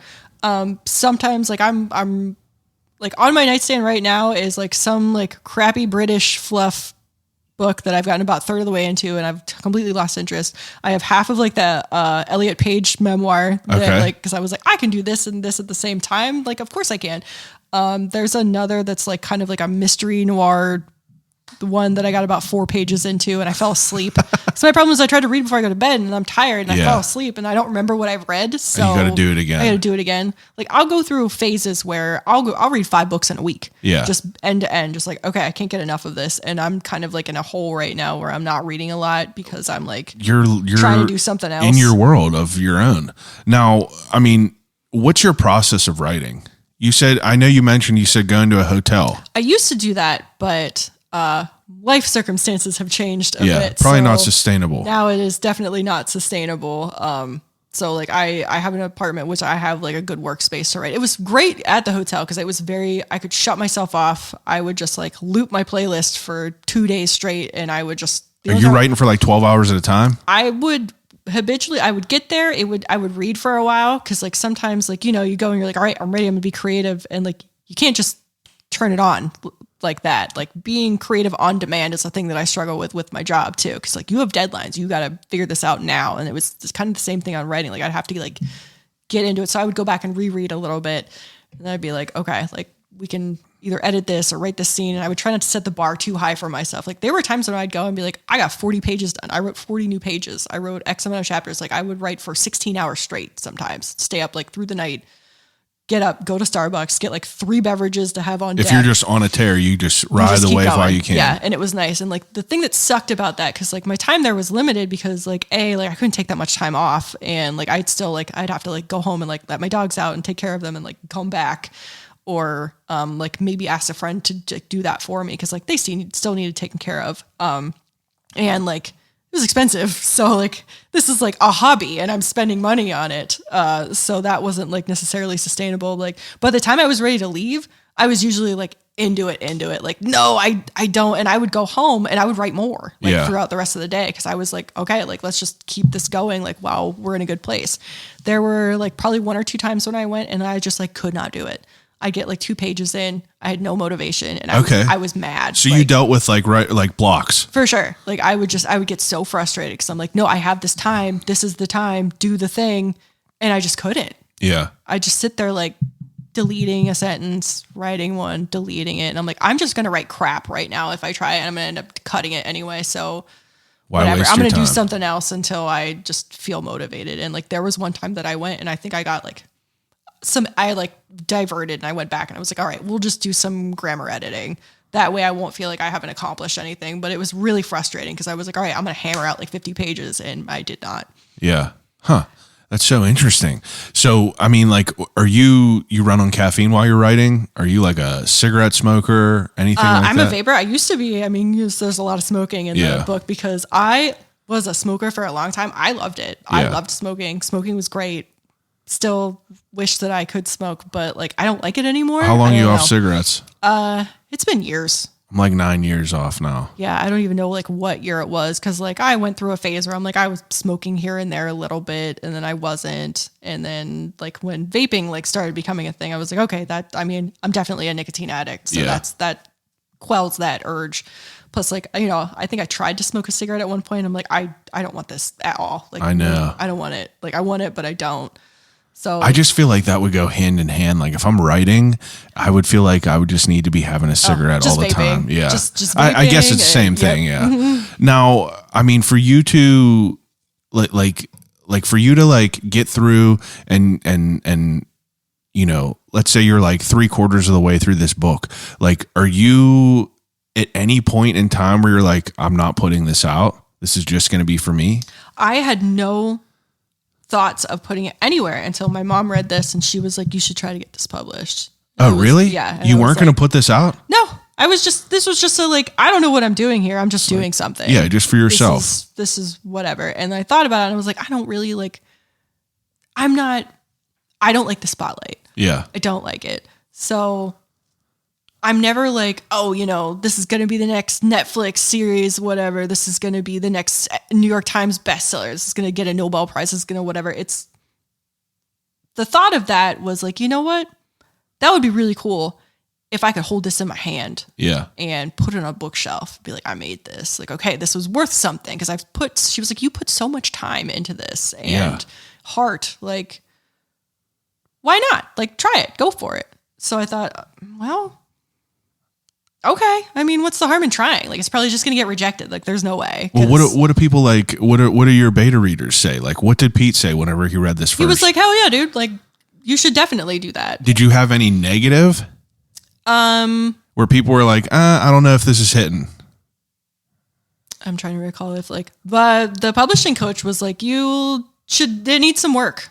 Because she was the one who was like, you need to cut it down. You need to whatever. And she read that full one. She read it. She didn't work with me. Like her job wasn't to work with me, like on like the plot structure on anything. It was her job to like show me how to approach a publisher. Okay. Like she didn't do any of the writing. She would just give me assignments. Yeah. But yeah, she didn't do any kind of like manuscript editing. Like she had a separate service for that, which I opted not to do.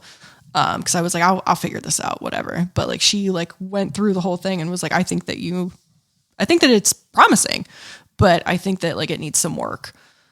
So I went through and did another very heavy edit before I resubmitted it to like started actually like really, really submitting it to like publishers. Are you discouraged at all at any point during this? I have a pile of rejection letters in my inbox from people that you, now let me ask. So you got this published through who? What was it called? This is Elsewin Press. Elsewin Press. Yes. Is this your publishing? Like, do you own that? No. This Oh, okay. is owned by Peter and Alison Buck, and they are in Leeds, UK. Oh, okay. Yeah, like this is their publishing company. They have a pretty big catalog, a lot of sci-fi, a lot of speculative fiction, but they do a lot of like debut authors, like first time. How do you approach like so you obviously have like a clean copy printed out of your final draft. Is that correct? So I had no idea what any of this entailed whenever I thought like, okay, I'm going to look into publishing. So I just started like going down a Google rabbit hole. Like, all right, well, first hit is, because when you think of publishers, you think of the big ones like Random House, Penguin, et cetera, et cetera. Those people don't look at like little baby manuscripts like this that are like, very raw, very whatever. Like you have to have an agent to even get into like a lot of places. So I was like, okay, well, I need to find an agent. So I'm looking up, I'm just, I'm going on Reddit. I'm like, what do I do? And they're like, okay, well, like, here's this website. You got to pay a fee. You got to pay a fee or a membership or whatever to get on. And then that will give you access to lists of publishers, lists of agents. And then you have to query them, which means like you have to submit like to their specifications, what they're looking to read. And they decide like, okay, I'll accept or I'll worth I'll my reject time it, or you're not, or they just don't respond at all. And I was just like, I am way in over my head. Like how many people did you like send out to? So it was at that point that I was like, I need help. I don't know what to do. So I started looking up like, well, what do I do now? And someone like on Reddit was like a publishing coach, like find someone that will like, these people will help you navigate like what to do. So I was like, okay. So I found Julianne, and she owns her publishing company, which is also in the UK, Guts Publishing, which I have an anthology out through them as well. So I ended up I talked to her and decided to proceed with that. So we had Zoom meetings where she was like, okay, this is what you're going to do. You're going to want to find probably an indie press, cause that's, your first timer. This is small. Like this isn't, this is how you get your foot in the door. Find an indie press. So I'm going to have you just start Googling, go on Instagram, go on Twitter, like find names, write down lists of all these like places, like these people that have like write down all these publishing companies. She was like, you're probably not going to be able to get an agent, so like try the companies, but then you have to write the list of all of them. She was like, find 50, find 100, and I'm like, there's no way. Like I'm not finding whatever. And then you have to go in and see like what do they publish? Yeah. Is it because it has like first there were so many layers to this. First, I had to figure out like what genre is this. So that you said this is subjective, speculative fiction. So I just said they just put out a press release through Elsewhere, and Peter used words like romantasy and romantic sci-fi, and I was like, okay, I mean it fits. It crosses genres, so it was really hard to nail like. It does cross genres. What publisher do I even look for? Because like, this isn't straight sci-fi. This isn't straight fantasy. This is not high fantasy. This is not straight like this isn't straight chick lit. This isn't. Yeah, it delves into everything. This isn't quite magical realism, but it's maybe a little bit like. So it's like I don't know who to go with here. Wow. So I'm writing, like, not only do you have to find these publishers, but you have to find out, like, what genres do they like? So, like, and then you're crossing off, like, not this one, because they don't want that. Which ones are accepting submissions? Not these ones. These ones are closed. Like, who's open for submissions? Some of them have, like, a very specific period, like November through January, we're accepting submissions. Okay, so then you write down, like, okay, got those. And then you got to see, like, what do they want? A lot of them want like a query letter, and your query letter has to be addressed specifically. Like you want to be personal. Like you have to write your query letter and be like, hi, like, it's basically a cover letter. Here's my thing. Yeah. Here's my thing. Some of them want, a paragraph description, like just like send me the pitch for it. Other people want, send me the query. I also want first 3 chapters, or I want first 300 words, or I want the whole manuscript, or I just want the synopsis. Which is, everything start to finish, spoilers included, like just very basic. And it's very dry how you write a synopsis. Cause like the first one I wrote was kind of like descriptive and whatever. And she was like, no. This needs to be very like to the point. Bare bones. Like this is what happens. And I was like, I hate this. She's like, that's how they're written. So like I've read other ones and been like, oh, okay, I guess. Yeah, I guess that makes sense. You would have to like create efficiency for these people that are sorting through all this. Yeah, and you got to also like try to word it in a way that's gonna like make them interested, which is it was so insanely difficult. And then like you run into roadblocks, like there's all these Canadian presses, but they only want to publish Canadian authors, so like that's out. So I ended up with this like kind of rather short list, and I submitted a bunch. Tons of rejections, just like no. Some of them were instantaneous. Other ones were just like, hi, I liked it, but it really wasn't like what we're looking for. And I was like, okay. And what's your mental there whenever you get rejections from this? Does it discourage sucks, you? But I've also, I've read a lot about, what other like big authors have had to say. Like Stephen King has tons of rejections. Neil Gaiman, tons of rejections. Yeah.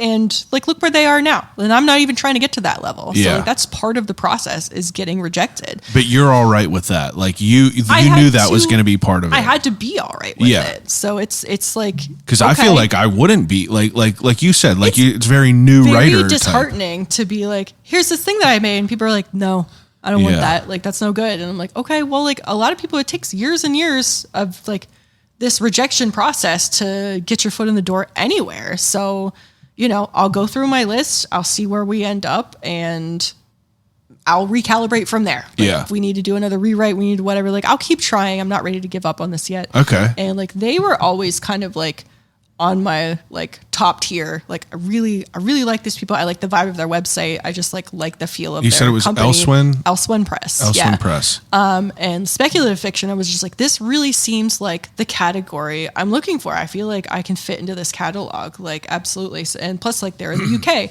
I love the UK. That's the only place I've ever traveled outside the US. So like we're scoring bonus points here. So I'm just like, okay, winging a prayer. I'm gonna submit. So I sent him, I think it was a synopsis, and I got an email back. It was like, hey, send the first 3 chapters. And I was like, cool. All right. And like at this point, how long after you send a synopsis? Like, are you waiting weeks? Weeks, months, sometimes. Oh, okay. Yeah. Specifically, like I'm trying to remember the timeline. Somewhere I have a spreadsheet of like all of my rejections just like crossed off. Which is like I feel like it would be so overwhelming. Some of them tell you, they're like, give us, 3 to 6 weeks or 6 to 8 weeks or like couple months before we might get to this. And then some they just don't tell you and you're just waiting. A lot of them you have to like, you got to write that down and then like wait till that time has elapsed. And if you haven't heard from them, like hit them back up. Cause like a lot of them say like, don't ask about this. And Julianne was like, no, you can like, just be like, hey, I haven't heard from you. Just wanted to like touch base. Let me know either way. Even if they don't answer, like follow up, like do a follow up. Okay. So I had lists of these people like, okay, like I'm going to hit this person up in 3 months and whatever. And like once I was waiting at this point to like continue with my search. Cause then he was like, send me the whole thing. And I was like, okay, cool. I'm going to send the whole manuscript. He's going to read the whole thing. So I sent it to him. And at that point I was like, all right, I mean, they're obviously interested. Really, really want this to work out, but if it doesn't, that's cool. I'm going to wait until he gets back to me and then I'll start the process all over again, whatever. So it was about, when was it? This whole thing is going on through the summer of 2022. Okay. Into like to the end of 2022. Okay. So like spring 2023, I think it was April 2023, a full 2 years after I'd started writing this, I woke up the one day from an email and it was like much later than he had told me the timeline was going to be. And he was like, okay, yeah, like if you're in, like we're in. And I was like, holy shit. I don't think I'm reading this right. I sat up and I'm looking at it. This was unexpected? Like you didn't even expect this email or nothing? No, I was like, we had passed kind of the timeline because like, wow. I think they had COVID or something. It was like, somebody was sick and it was like really delaying like their whole process for going through manuscripts. So I was just like, yeah, whatever. I was just kind of at the point where I was just kind of like disheartened. Like, okay, I mean, I'm just gonna have to start this process over. I'm just going to get through the winter. Then we'll start again, whatever. And I was just like, are you fucking with me? Like, are you for real?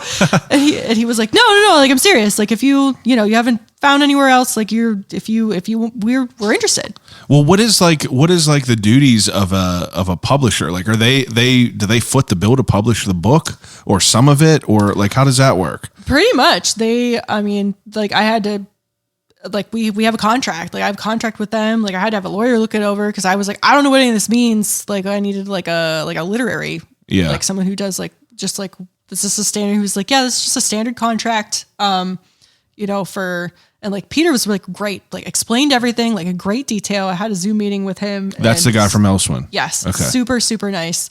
I was just so shocked at like just how like lovely these people are and like how helpful and how like quick to respond. Just like walked me through the whole thing. Like, okay, this is what we're going to do. That's awesome. You know, we have this X amount of time before we start getting into. This is April 2022. Yeah. Like April 2023. Or April 2023. It's this amount of time because we have like, they have other authors, they have other catalogs that they have to, like other manuscripts they have to get through. Like it's going to be, you know, end of this time where we're going to need your manuscript. So like, if you want to spend more time on it, you got anything you want to change, fix, etc., whatever you want to go through and do some editing, like April 2023, you got this email that says, let's ride. Yeah. And then when do you have to like give him the final? We were aiming for end of summer and then they got delayed for some reason. And I was like, okay, like really trying to make sure that was like enough time. I reread it about 7 times. You know, I made my mom reread it. I made Pete reread it. Just like, go through this again. Like just hit me with anything that sticks out to you. Like, what do you think? Like, how are we doing here? Before I like actually send it into the editor. And so we went through that a bunch. I submitted it and then it was probably because it just like things just like take a while. Yeah. So it was, I was doing the drafts back and forth of the editing in like February. Like we wanted to have it done by end of February. Like, oh, okay. Back and forth with the editor. There's still a substantial amount of time until everything gets finalized. It takes a while. Well, okay, so you give him this manuscript, the full one. He reads through it. Obviously, everything is still great. Like, when do you have to like, you know, at that point, do you give him like the cover art and all that stuff? We kind of worked on that in the fall. Okay, because they have someone that does covers in house. And he was like, he was like, unique. He was like, odd question, but you know, and he's very British. He's like, odd question. Like, I love it. I love reading him because I read it in his voice. But he's like, do you know, as an artist, like, I'm curious as to whether you are interested in doing a cover. Did you have cover art yet? I had rudimentary cover. I had ideas. Okay. I had ideas for the whole series because I see it very like linearly, like how. Is it what it is now, the idea? Basically, sort of, yeah. Okay. But I wanted the photography to be mine. Like, so like, that's my picture. I took that picture. Mm-hmm. I took that picture through the window of my car. Oh, I love it. And, then I had got to learn about typefaces and ones that are copyrighted versus ones that are not, because you can't just use any old typeface. What does that mean? Like font? Like the fonts? Oh, okay. You can use ones that are, you know, like public, like allowed, or, you know, you have to pay someone to have it. Pay, yeah. But like, so we had to go through, because the ones that I had chosen, he was just like, we can't use these. I was like, what do you mean? So I got to learn about that. Wow. I didn't even think about shit like that. Yeah, I didn't. It just like never crossed my mind. I'm like, no, this is what I read it in. And he's just like, no, can't. No. Wow. What like a whole process of just like a bunch of like, it was you know, holdups. And, you know, designing the cover because I had this. And then, you know, we had to figure out the dimensions because I had to wrap the image around and like, what did I want the back to look like? What did I want the spine to look like? What vibe did I want it to give off? And how big of a control freak are you? Like, are you someone that was like kind of open to hearing things, or did you kind of have like I had to learn how to let the professionals take over where they needed to? I had to learn how to like give my opinion. Because like he had some text on the front that I was like, is it okay if like maybe we don't do that? And he was like, yeah, this is your story. Like good. You can do it. Like, so you were hesitant about that at first. Yeah, because I didn't want to like, I was like, oh no, you know what's best. And he's just like, no, you tell me like what your thoughts are. And I'm like, okay, well, I think I just want this on this part and I don't want that there. And he was like, okay, done. Yeah. I was like, oh, well, no shit. That was easy. Okay. I love the cover. Thank you. Cover is what caught my eye whenever I was scrolling through Instagram. Yeah. That's really what like kind of caught my eye, because I feel like, you know, you don't really post a lot about it. from what I probably should do more, but it's you should. But I also I'm get trying to get better at that. I get it. I get it completely. I mean, I want to throw this fucking phone into the river. I hate social media. I just don't want to deal with it. Yeah. I don't want to promote this. I just want to put it out there and let people enjoy it. Yep. Hi. Yep. And that's With what you it on is. that. So I mean, me seeing that cover art, like you need to definitely post more about it because that is what caught my eye. I thought it was just like the colors are what I loved about it. I obviously love too. pink. This I love is, that like, blue, legit that teal. My favorite color ever. Yeah, it's just like I don't know. It was easy to catch your eye. So now talk to me about why the ebook comes out and then why there's a period of time, like a month in between of when the physical book comes out. Honestly, I'm not really sure about that. Did you always plan on doing a physical book? That was my goal. I wanted to know that it wasn't just going to be an ebook. I wanted to know that it was going to be an actual paperback because, like, I want a tangible thing. Yeah, I haven't crossed the bridge over to like having a Kindle, like doing e-reading. Like I've read stuff on my phone before, but like I like having the actual book. You think you do until you. I know. I have talked to so many people that are the only reason I love it. You're attached to this thing that like isn't really a thing. Like it's not, but like I also just love having like a bookshelf with my books. Like it looks fucking sick, but like the Kindle is so nice because I could read in the dark. You know, it's light. Yeah. If I'm gonna read The Stand, which is like 13,000 or 1,300 pages, I never made it to the end of that. I'm disappointments of my life. I'm about to dive into that or like Godspeed. 11/22/63. That's what I mean. Like I have that one. That one is insane. I'm not like a huge reader at all. So like these are all like it's a cool story though. Crazy feats for me. Like Joe Hill wrote a book, Stephen King's son, that was like 1,000 pages. It was and that was the biggest book I ever read. But I just like, I don't know why. It was whenever I was younger, I just could not get into a world. But now you're there now. I just fucking, it's like better than any movie you could ever watch. Yeah.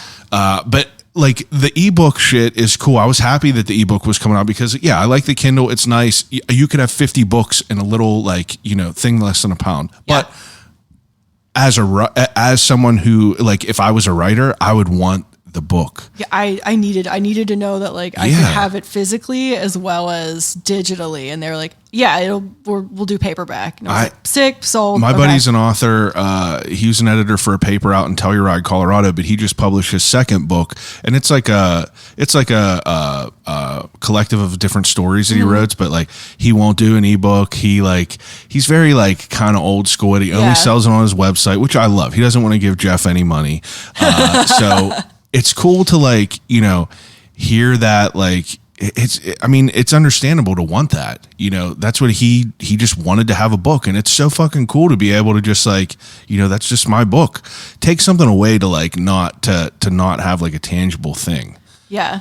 It was just like seeing when he sent me the mock-up for the cover, like with it all, like how it was going to be printed. I was just like, oh my God, this is crazy. This is so cool. It is crazy. And then that was my birthday gift from him. It was my birthday in March, and he was just like, little gift for you. And he sent me like a picture of him holding like the test copy. And I was just like, it's real. Oh my God. That's awesome. So they crazy. Get into the point where they're like, how big do you want the book? Like how the dimensions and everything. They determined like the standard sizing, the page layout, like how close together. I was really happy with I got to peruse it. Like I got an advanced reader copy. Like I got to peruse it digitally and see like how they did the chapter breaks. Cause they determined I determined a lot of it, but they determined like how, like, what's the spacing between this and this? Like, what are the margins like? And like what I was really happy with how they did everything. So like every time he'd be like, what do you think? I'd be like, yep, that's good. Okay. I mean, I feel like it would be frustrating to go through that process, but I feel like it would be fun to be able to see it all unfold. It was really neat to have it, like, cause I got my like advanced copy, and like to open it in like my books app, like on my iPad, like with all of my other books, like, oh, there's mine. Yeah. This is wild. I don't know. It still doesn't really feel real to me. Like it's here. We're talking about it. People can buy it on the internet. Yeah. The other people are reading it. And I'm just like, what? I know. You got to feel vulnerable. It is the most exposing thing I think that I've ever done in my life. And that was the scariest part, like, was being like, I have something to tell you guys. I wrote this thing. And like, it's very personal. Cause I mean, it's fantasy. It's fantasy. It's sci-fi. It's fiction. But would you say that's the word I'm looking for? It's fiction, but you pull yourself into it a little bit? Of course, and like I put tattooing into it. I put my friends the into running. it. I put things that I know, and like because I had to plant a foot in reality at least somewhere. Yeah. So like there are a lot of like very very real things in there, in addition to, the like too perfect relationship, or like the little bits like that don't like we have these like ageless people basically. Yeah.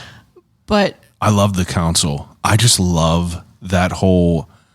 And the reason it's like very, very empiric because like, it just is like, the elders and the people who are like, have this like age defying like trait, whatever it is. Mm-hmm. I just love it because it kind of feels that like usually in any sort of like vampire sort of like, story or anything, there's like a council of elders that are like, but then my favorite part is like, you walk in and the dude was just in jeans and like a black t-shirt. Yep, he's just normal dude. I love that. I thought that was so cool. I thought that like, it was just cool that you added in the running. Like those were parts that like, they might've not meant like a big, like they might've not made like a huge impact on like, the stories, but like, I just loved like those little details. Like I loved like, just the small things I would notice, like Zepp, like tobacco and like pipe tobacco and licorice. Is that what it was? Yep. It's like I could see Mark Maron playing that guy and just like having a big wispy mustache with like a little pipe. And like, I don't know, it just made me so happy because like it was so easy to visualize it. And like, I don't know, I feel like I could see the apothecary. Yeah, I'm having a stroke. No. Of all that stuff. But like, I don't know. It's just like, I had a great time reading it. Like I really did have a great time reading it. I thought it was just like, it felt like full. It felt like that there was nothing in it that like, I wish there was more of. I think that I wish I would have liked the skulls a little bit more, but I also think that they're going to come into play in a later time. But that's why I like, I figured it's going to be part 1. So obviously there's going to be more parts. Mm-hmm. So I was like, I have to keep that in mind where it's like, you're setting up so much more. But I think with like you building up this world and setting it up, you did such a perfect job to be able to like leave things open-ended to like still add in so much more. I can't even imagine like where else it's going to be. But like, I think of all this stuff and like, I try to like conceptualize like where the fuck could this story go? But then I look at like TV shows and I'm watching and I'm like season 1, like where the fuck there's like, I'm watching Better Call Saul right now.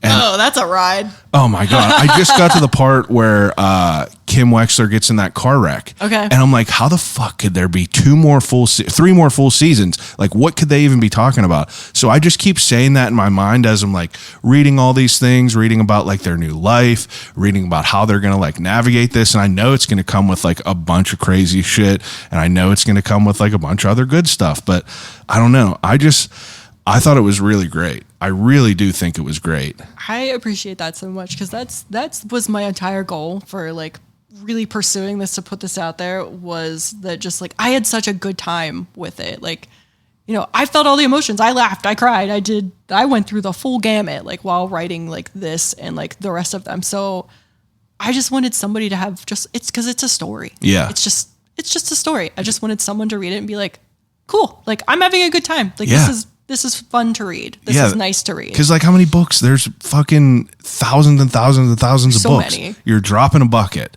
Mm-hmm. Just like this podcast, a drop in a bucket. But if I get someone that's like, dude, love the episode. Yeah. It's just like so fulfilling that you're just like, all right, we're doing something right. I made a thing. You liked it. Awesome. Yeah. Great. It's definitely cool. Now, what about... So obviously, the hardback or not the hardback, but the paperback is going to come out. Yes. It's out now for people that are listening to it.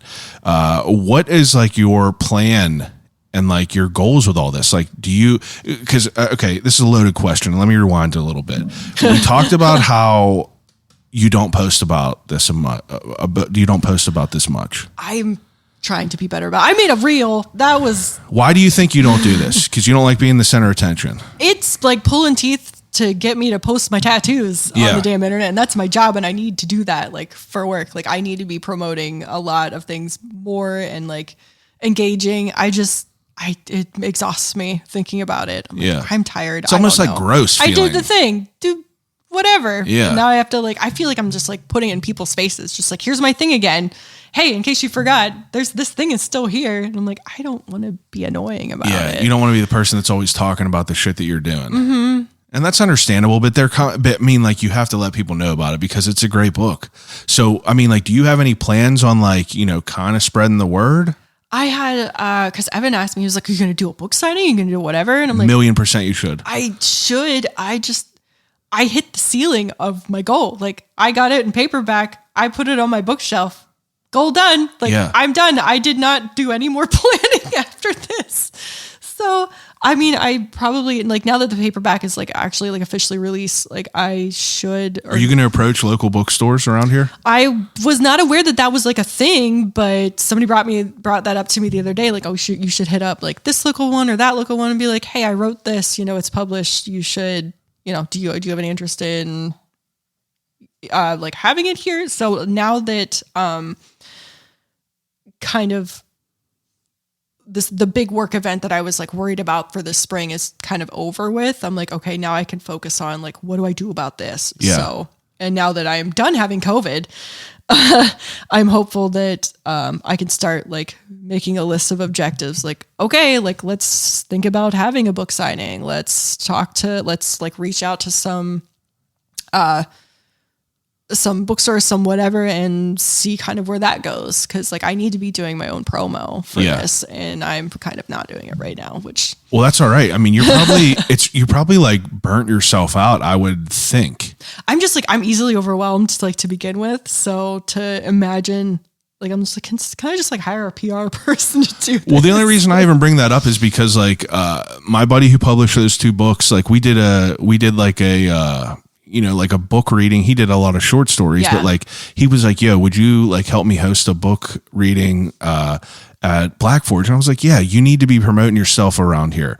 Like you need to be going around and like telling these people, because I mean, you have to think of it this way, how many people do you follow on Instagram? It's like you scroll past 1,000 fucking things and it's so easy to just get lost in the sauce of it all. You have to like champion yourself. It's a great fucking book. You need to be screaming it from the rooftops. Thank you. It's also just like the weird, like, oh, I did this thing, but it's the whole center of attention thing. Like if I'm doing the reading, if I'm doing the signing, it's just like, hi, look at me. And I'm like, wait, don't look at me. I know. Just read the book. Well, luckily for you, you don't have short stories in there, so you won't have to do any like readings or anything like that. But I think that I have to do at least an excerpt reading because the publisher does a convention. Well, they do a lot of conventions actually, but they're doing Worldcon in Scotland. Oh my God, are you going? I was going to try to, but traveling is very expensive. Yeah, it's crazy. Life circumstances kind of changed that for me, but I'm thinking maybe next year that I would like to go. But he was just like, we can have you do like an online reading. And I was like, whoa, you want me to do a reading? So what would you even read? Like, I have no idea. And like, I have not followed up with him about that because it's not till August is like the actual con. You got some time to think about it. I got some time to like freak out about it. Well, what are your plans about the other parts? Like obviously on here, we talked about you having up to 6 different parts. So like, I mean, with your working with a publisher, obviously they know about that. Yeah. I was like full disclosure, like whenever he was going to hear it, I was like, it could be a standalone, but it's a series. Like I have drafts for like X amount of other books. And he was like, okay, cool. And it seems like it doesn't seem like, as long as they like them, as long as they like where it's going, like looks like we can continue with the other ones. Well, what's the mindset as far as like, do you let this like, cook and stew for a little bit for like, a certain amount of time? Since it's kind of a long process, like that's why I'm trying to polish the draft for 2 and just get that ball rolling. It to him and be like, okay, here's the next one. Let's, cause like my goal for that is to like by the end of summer is like have that polished, have it read by my betas, like have it like go through the screening process and then be like, here you go. What do you think? Yeah. And just kind of do one step at a time. Yeah. Which is interesting because, where at one point it like consumed my entire life. Like I'm hoping I can get back into that headspace because I have so many other things pulling me in I have too many irons in the fire. Yeah, I mean, Chad. like, I have way because too many. you're writing fucking books, but like you're also like professional tattoo artist. I have a full-time job that Yeah. I'm trying to expand on and do more like art for. I want to do more traveling. I'd like to do more conventions. So I have like that aspect that's taking up a lot of things. Then you just have a regular life I have that an you have to actual live. personal life that Yeah. I'm trying to figure out and navigate. It's crazy and it's overwhelming, but like it's really fascinating. And like, you know, I know that it's probably been a fucking a beast to get to where it is, but like, I don't know. I mean, it's definitely good. Like I'm excited to read the second one. I will probably bug you to maybe be a beta to read the second one. Yeah, that would be cool. Well, what is like, you know, like, what do you do for your peace of mind? You know, if you have spent your whole life, you know, tattooing and then the last couple of years you're piggybacking this book on it. It's like, what do you do whenever you're not doing this? It's like, what do you do to keep your mental health all right?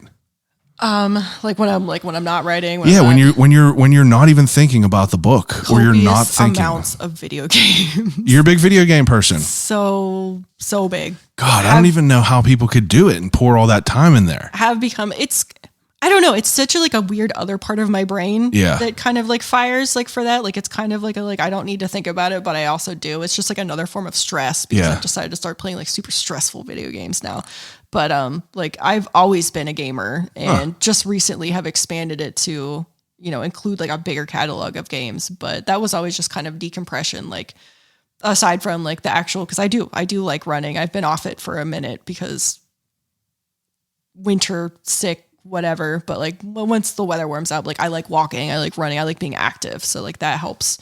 But yeah, big gamer, just disconnect. Like I'm just you know, all tattooers are just big children, so Yeah. like that's where we're at. Well, that's cool though. I mean, so your goals from here are just to keep getting the drafts ready for 2, get this out, promoting this a little bit more. Yeah.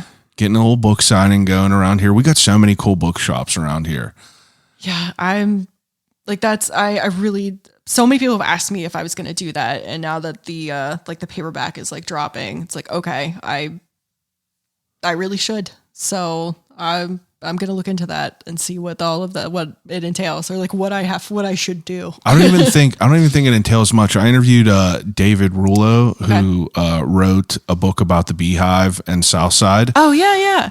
Fantastic. But that dude pops up at all these local bookstores. I mean, I think he just went in and just was like, hey, he said that he was just going into stores and just like, because his book is like a historical book. So it's on like a lot of it's the same publisher that does all like the township books that you see at like Giant Eagles and stuff. Yeah. He says he just goes in and signs shit from like all different places. That's cool. But you just go in and you just got to tell people about it. But I'm excited. I'm excited for that. Do you think that there is anything that I missed about the book or anything that you wanted to bring up before we get into the ending segment of the podcast? Oh God, nothing I can think of. I think we did an all right job I going think through, so. right? Yeah. Okay. Well, the ending segment that I do with everyone is an ending segment called Desert Island Questions. Oh my God. Why didn't that play? Oh, there it goes. Oh, okay. Okay, desert island questions. Whenever I give each guest 3 categories to take with them on a desert island to use until they starve to death and die. First category is 3 movies to take. So you get 3 movies. No. Yeah, you just got to think of it. Don't think too hard. I hate this. I know, everyone hates it. Everyone's like, oh my God, I don't know. 3 movies. Like, I'm talking movies you can watch over and over all the time. Okay.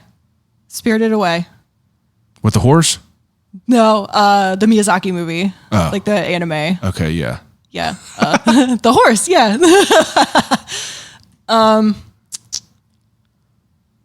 Wow, this is so much more difficult than I anticipated. People think about it too much. I think I'm just really doing that. Fifth Element. Real good. It's been a long time since I watched that. It holds up. And Hannibal. Oh, it's been a long time since I've seen that too. That's Love a good that one. movie.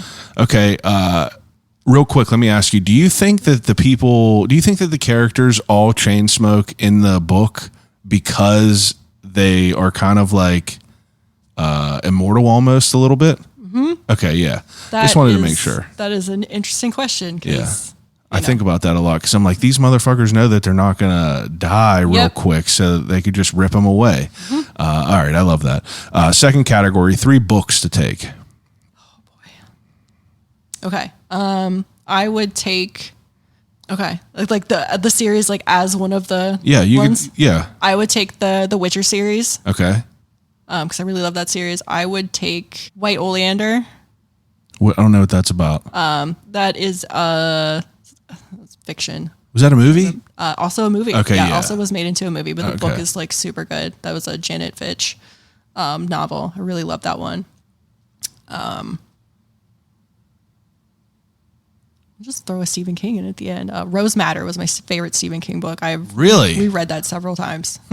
I'm trying to work through all of his works. It's highly difficult. recommend. That's like an odd one, but I really loved that one. I know people always say that one, and someone referred to me The Eyes of the Dragon. Okay, yeah. And I never saw that on any lists or nothing, and I was like, this is so fucking good. You ever read that? Mm-mm. It's like a fantasy, a king and like 2 sons that are going to become a prince, and there's an evil person in there. Oh, it's just so good. Okay, third category is CDs. Oh my God. Okay, so I grew up as a soundtrack lover. Okay. I love it. Soundtracks were like my jam, which is why like now I like cannot listen to like an album start to finish. It has to be like some kind of like mixed up playlist of whatever. So like this is really like CDs, like favorite albums. It could be whatever. A soundtrack from a movie. It could be anything. Man, I'm gonna way overthink this one too. Okay, I'm thinking about like the vinyl that I have on like my shelf at home that I've never listened to because I don't have a record player, but I have vinyl. I know, I collect all these vinyls. I haven't turned that thing on in years. But they're fun to have. They're fun to have. I just want to have this. I like collecting things. Yeah, I'm with you on that. Okay, 3 of them.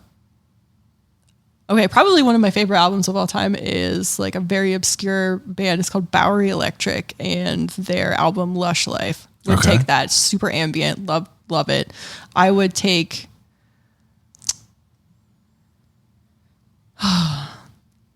There's a Thievery Corporation album that I really like. It's all in like Portuguese. I always butcher the word though. It's like... Saudade or Saudade. I'm saying it wrong. COVID brain. No one's going to go crazy on you. That one is also like one that I would take with me. Number 3. That's hard. Oh, number 3. I have the Witcher 3 game soundtrack on vinyl, and it is awesome. Okay. It's by mostly by a Polish composer, but I would take that because it's sick. It's awesome. That's good. Okay, now this is probably going to be a hard question. What was your favorite part of the book? Do you have a favorite scene that you wrote or a favorite, time in that book? One of my favorite scenes, like the one that was like really fun and kind of lighthearted, because there's like a bunch of favorites, was when they're in the mountains at the end they're swimming. So like Julian's being like goofy and like she and Dealer are having kind of like a heart to heart, and it's like really beautiful outside. Yeah. That was really fun. Yeah, that's good. Is there any scenes that was difficult to navigate? It was really...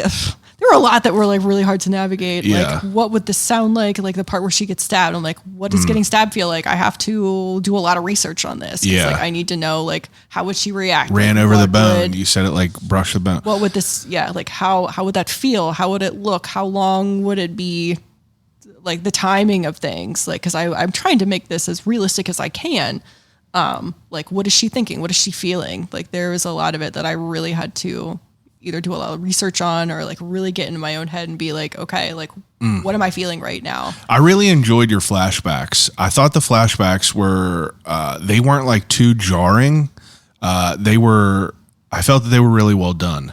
It was able to like take me right back and like, I wasn't like confused ever if like this was like a flashback or if this is present time. Oh, that's good to know. Yeah, that was good. Because like it made sense to me in my head, like, oh, we're going to think back, like we're going to take it back a little bit. Cause I didn't want it to just be like, here's the beginning, here's the end. Like, oh, let's remember this. Well, I even think about it like as I'm watching, Better Call Saul, they flash back all the time. And sometimes I'm like, is this a flashback with him and Chuck? Yeah. And I'm like, it's tinted blue, so it got to be a flashback. Yeah. But yeah, I liked yours. Like they didn't feel like I didn't feel confused at all at any point. No point in the book did I feel confused. And I'm confused a good bit on some books. I'm like, did we read about this person? But that was good. I enjoyed it. Okay, so third to last question is the death row meal. So you get your last meal, you get an appetizer, a main course, and a dessert. What would it be? I can't even be specific here, Chad. I have celiac, so I can't eat gluten. So everything is gluten. If you had everything, if you didn't have a gluten allergy, when did that come up? Death row meal. Like I'm eating the gluten because I'm gonna die. So when did that come into your life? So I've always had like a little bit of an issue with it that I did not recognize, and then I got a stomach virus in 2009 winter. I had to go to the hospital for it. It was that bad, and it triggered the like immune response. So I saw I spent a lot of time in the digestive disorders clinic at Presby, and they're like, that can happen. Like it can be there. And like something as small as like a virus can trigger this for you. So your eating has been limited since 2009. It's been, about 2010 was whenever I stopped. That's tough. I had to figure that out. Like it's really not bad. Like I don't think about it a lot. Well, I'm sure like, you're into it now. Pizza, man. I want real pizza. Yeah. I want a croissant. I want Pop-Tarts. Pop-Tarts. I want a Pop-Tart real bad. They don't hold up for me. They don't hold up. I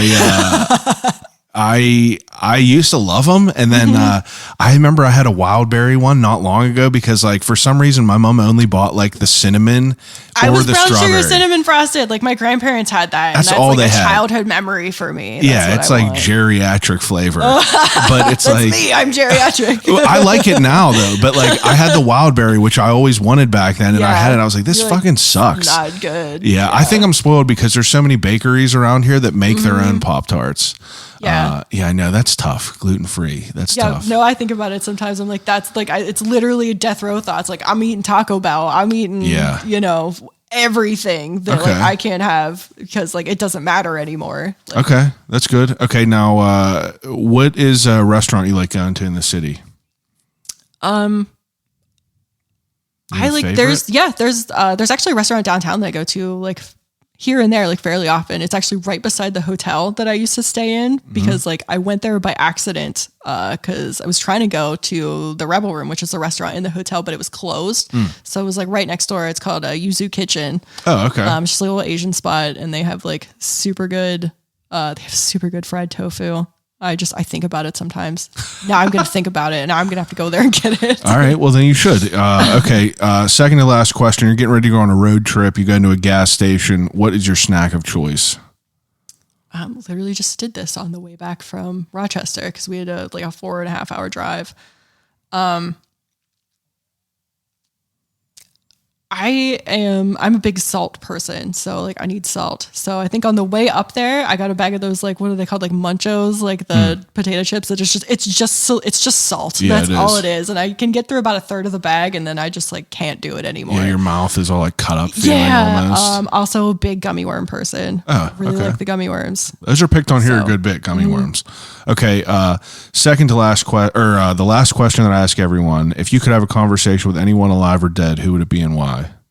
And if it's not a loved one. Wow. Okay. I know these are heavy questions. Yeah. I ask everyone. Edgar Snyder and Sally Wiggin both sat in your seat, and I made them answer all these. I did. I feel like I'm going to like 100% like pick someone and then later be like, no, it was this other person that I couldn't even imagine the people that messaged me after and be like, damn it, I should have said this. Yep. I mean, I'm definitely going to have like some regrets about every single one of these choices that I've made like later on in the evening, probably on my way home. I'm going to like MF myself. I know that I like had the answer to this at one point, probably, but now I definitely don't. No, okay. No, I'm just kidding. You know, when I was growing up, I liked to read. I was a big Bradbury fan. Like Ray Bradbury wrote a lot of sci-fi short stories that I really, really loved. And my mom always was like, "This guy is still alive. Like you can write him a letter. Like just do it, whatever." And I was like, "Yeah, I'm gonna." And I never did. I got one of his books on something or the way. Something wicked. Something wicked this way comes. Something wicked this way comes. R is for Rocket was one of my favorite short stories. He also did like a S is for Spaceship. It was like a little collection. But I always kind of like in the back of my head, kind of like regretted like never following through on that. So I'm gonna go ahead and say Ray Bradbury. Okay. Yeah, that's a good answer. I know that his works are highly regarded. All right. I mean, I'm pumped about this. I think that this was a great conversation. I know that you were nervous about it. I mean, I had a really good time. So. See, you were nervous. That's what everyone says by the end of it. It's like, this is cool. You plied me with the Diet Coke. Like, I know that's the social lubricant.